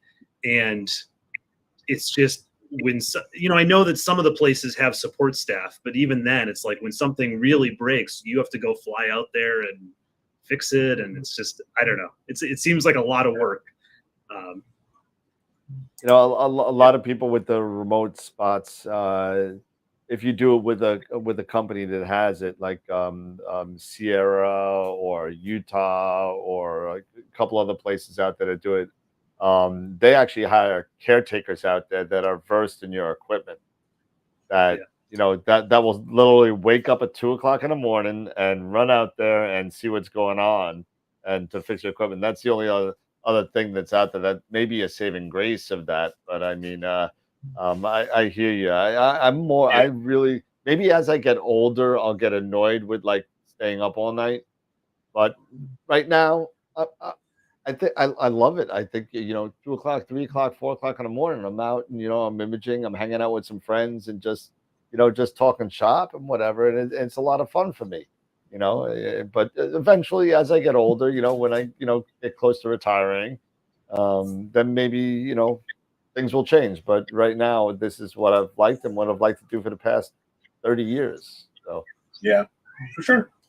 Now, Tarek even mentioned that he really enjoyed Nico. You coming on, and he was saying must do another episode with Nico in the future because I always watch his channel. So that would be great if we ever get the opportunity to have you back on again. I think it'd be awesome. Yeah, I mean, I think I'll be back on for that Astropalooza, and looking forward to it. So. Yeah, definitely gonna have you on for that. Absolutely, and it's been a great show. We're almost on 2 hours. We still need to do the spin the wheel and the picture of the week. We'll do the wheel in the picture of the week. Yep. So instead, we're gonna make everybody wait for the wheel though, because we're gonna put the picture of the week first. Because how do you keep 44 people in suspense? You don't spin. You don't spin. So Eric, should I show the people this optical train that I showed you earlier? Oh gosh, yes, absolutely. Grab that monster. This is something. You got to see this thing. This is like $20,000 rig. This is crazy. This is without the scope. Yeah, this optical train is insane. See if you can lift it. Oh, I dropped it. Oh shit. Yeah, no kidding, right? Don't even joke, man. What are you doing? Don't even joke, man. It's like, my gosh. So anyway, explain what here's you got. The camera. Okay, this is a camera here. This is a Moravian C4 1600 camera. Here we have a Starlight Express 9-port filter wheel. Here we actually have the Optec Sagitta with a ZWO guide camera. Here we have an Optec Gemini rotator camera. And then this is the flange that's going to be actually fitting onto a C17. And seriously, this sucker weighs about 20 to 22 pounds. It is just massive, man. It's going down to deep sky Chile. The size of that thing. Yeah, it's going down to deep sky. Yeah, down to Chile. And I mean that. What do you say? That was like a 9. You said that was like a 9-slot, 50 square. 50 millimeter square. Yeah, 50 millimeter square, 9 port. Yeah. Yeah. So I just finished assembling it here this afternoon. So we're going to be shipping it over to the customer in Philadelphia. But I can imagine what the images are going to be like with this coat, man. It's going to be something. Yeah, that's just not fair. That's just not fair. I mean, that's like, that's just, like I said, it's just unfair.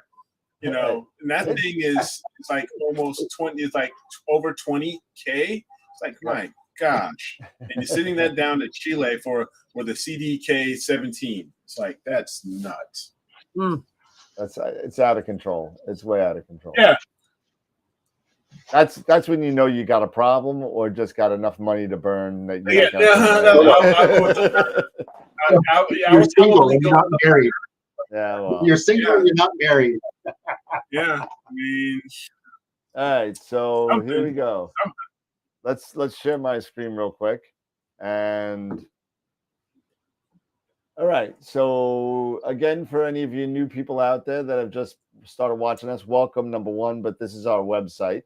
And you can just import, you can drop your pictures of the week. Just click on picture of the week and you can submit any picture. Here is our last picture of the month in July, went to Wade Prunty for his shot of the eagle, which is really beautiful. And then you can submit your photos anytime. You can just click here and it'll go right to my Google Drive and you can just drop it in there. So for this week's Astro Photos, we had Josh Kovacs NGC 7822. And this was done with the William Optics Red Cap 51, Skywatcher EQM 35, and a ZWO ASIR with the Canon Rebel T7. Here we got Polestar by Greg Meyer, a little Polaris action.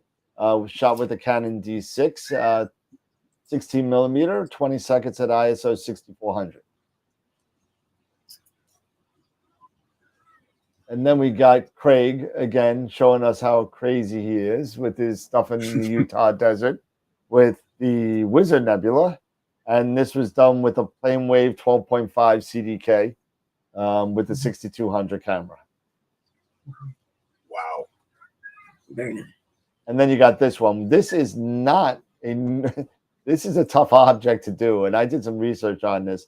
This is yeah. So this object was done by wow. And I'm going to pronounce the name again. I'm going to probably blow it again. Panagiotis Galanopoulos, and he did this with 3 astrophotographers, one from France, one from Germany, and one from here. This is a planetary nebula, and I forget the designation on it, but it's 130 hours of data on this target from the 3 people. Wow. So Celestron Rasa 1600 camera, Skywatcher EQ6R Pro for his data. And then you got the Sol Nebula, Wade Prunty. Taken, let's see, what was it? The CM40 2600 camera with the S3E 120. We got some really good photos here. So that's it. We have 42 people vote. Okay. Nice, good turnout. Yeah, not a bad turnout. So let's go see who the winner is. And then we go back to, and the winner is Panagiotis Galanopoulos for the 3rd week in a row. That is wow. We may have, for the first time ever, a picture of the month that is only one person, so he can pick whichever picture he wants. So usually we have 4 different pictures, and so far his pictures have been outstanding. Second place was Wade Prunty with the Sol. So congratulations to Panagiotis. Again, Yeah, and his entire team. You know, you have three separate, three additional imagers, from different parts of the world. That's something that I just posted. I was like, that's APOD as far as I'm concerned. Yeah, that needs to be put in there. So for sure. All right, and then we got the wheel, right? We got to do the wheel. Where's the wheel?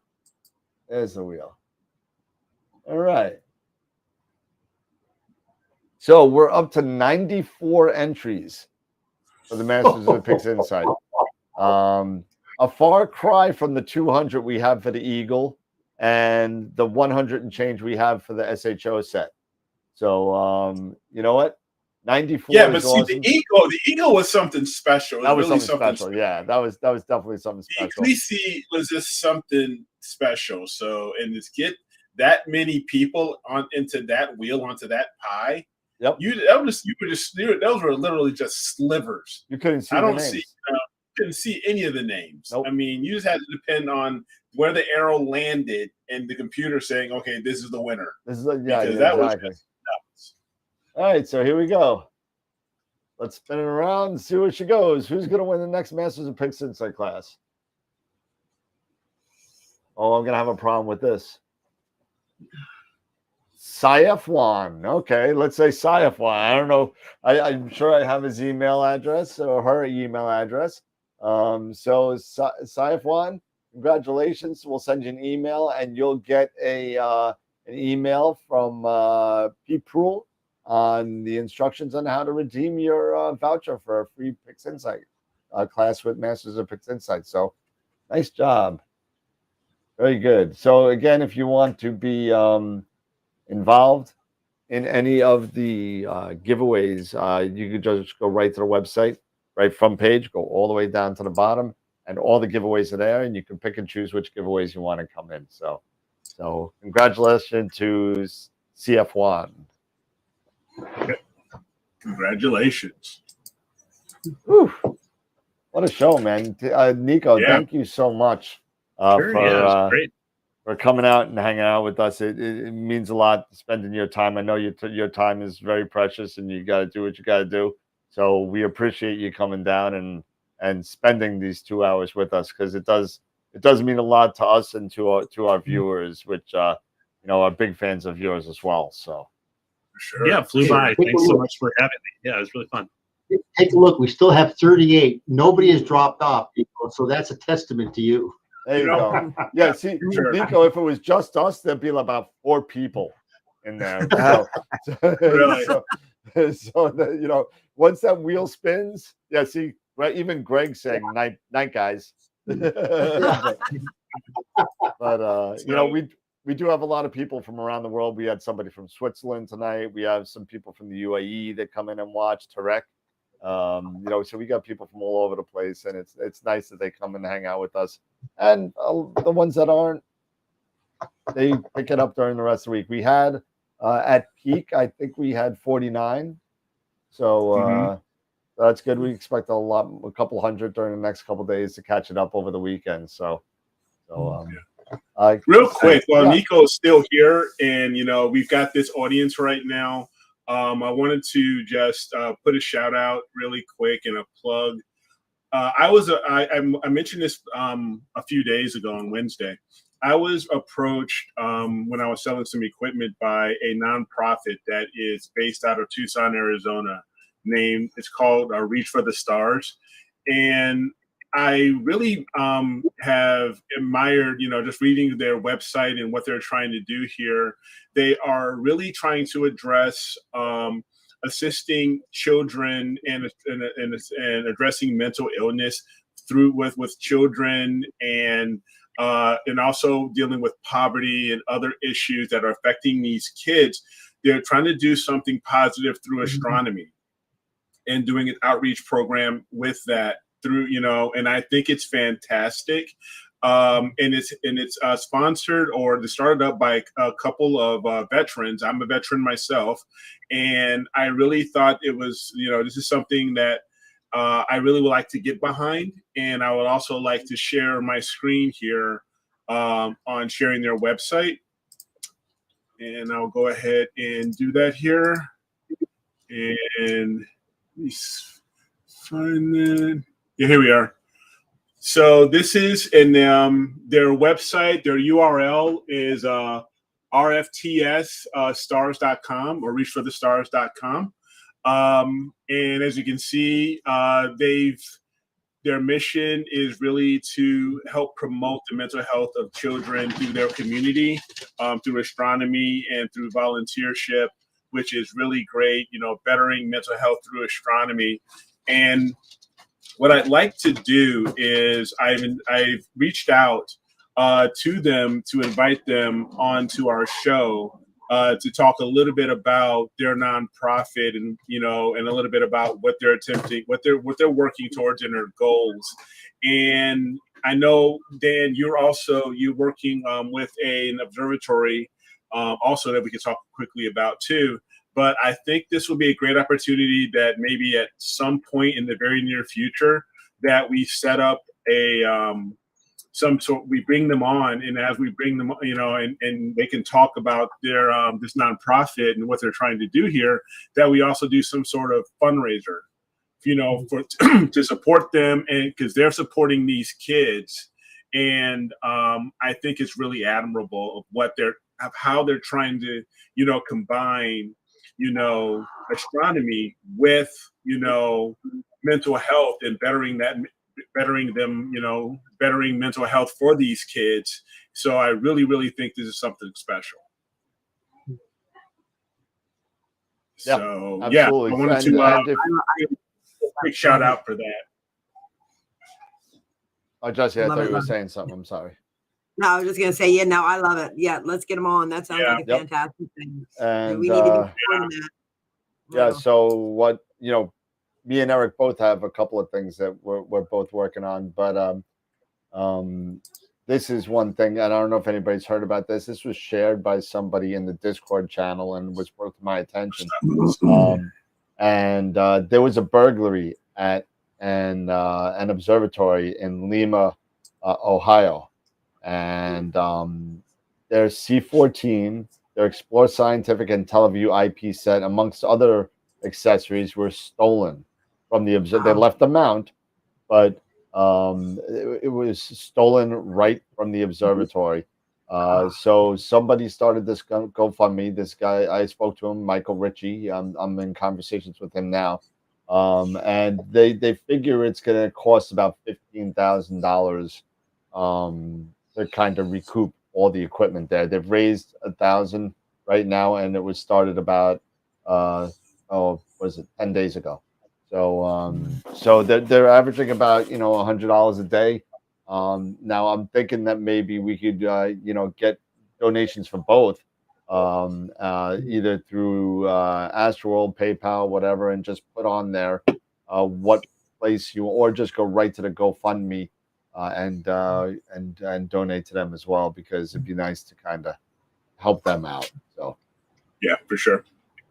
So he'll be on too. He'll give us a tour of his facility and talk about what happened. So those are the two things that we're kind of working on, as far as some sort of public outreach, I guess, to help people out or that kind of stuff. So anyway. I thought we said we could do that at the beginning of the show last week, but I know, man. Next time we really got to do that before we spin really the wheel. We really got to do that. But I know. If anybody wants any information on either one of those organizations, please feel free to email myself at dan@astroworldweb.com or Eric at astroworldweb.com as well.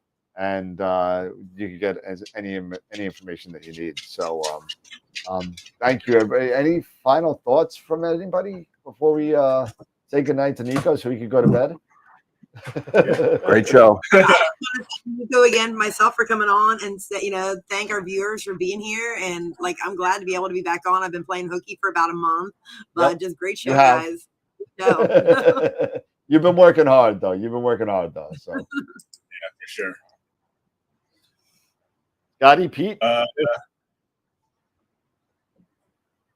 Bueller? So what's that, Dan? Bueller? Oh my goodness! Really, stop watching the hockey game, will you?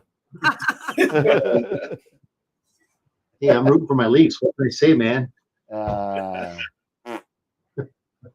Anyway, all right, Eric. Any final thoughts since the other two jokers haven't had anything to say? No, again, no. This was a great show. Thank you to everyone, our viewers, for their participation, for some awesome questions. Again, if you like what we do or what we're doing here, don't forget to share this show. Give us a thumbs up.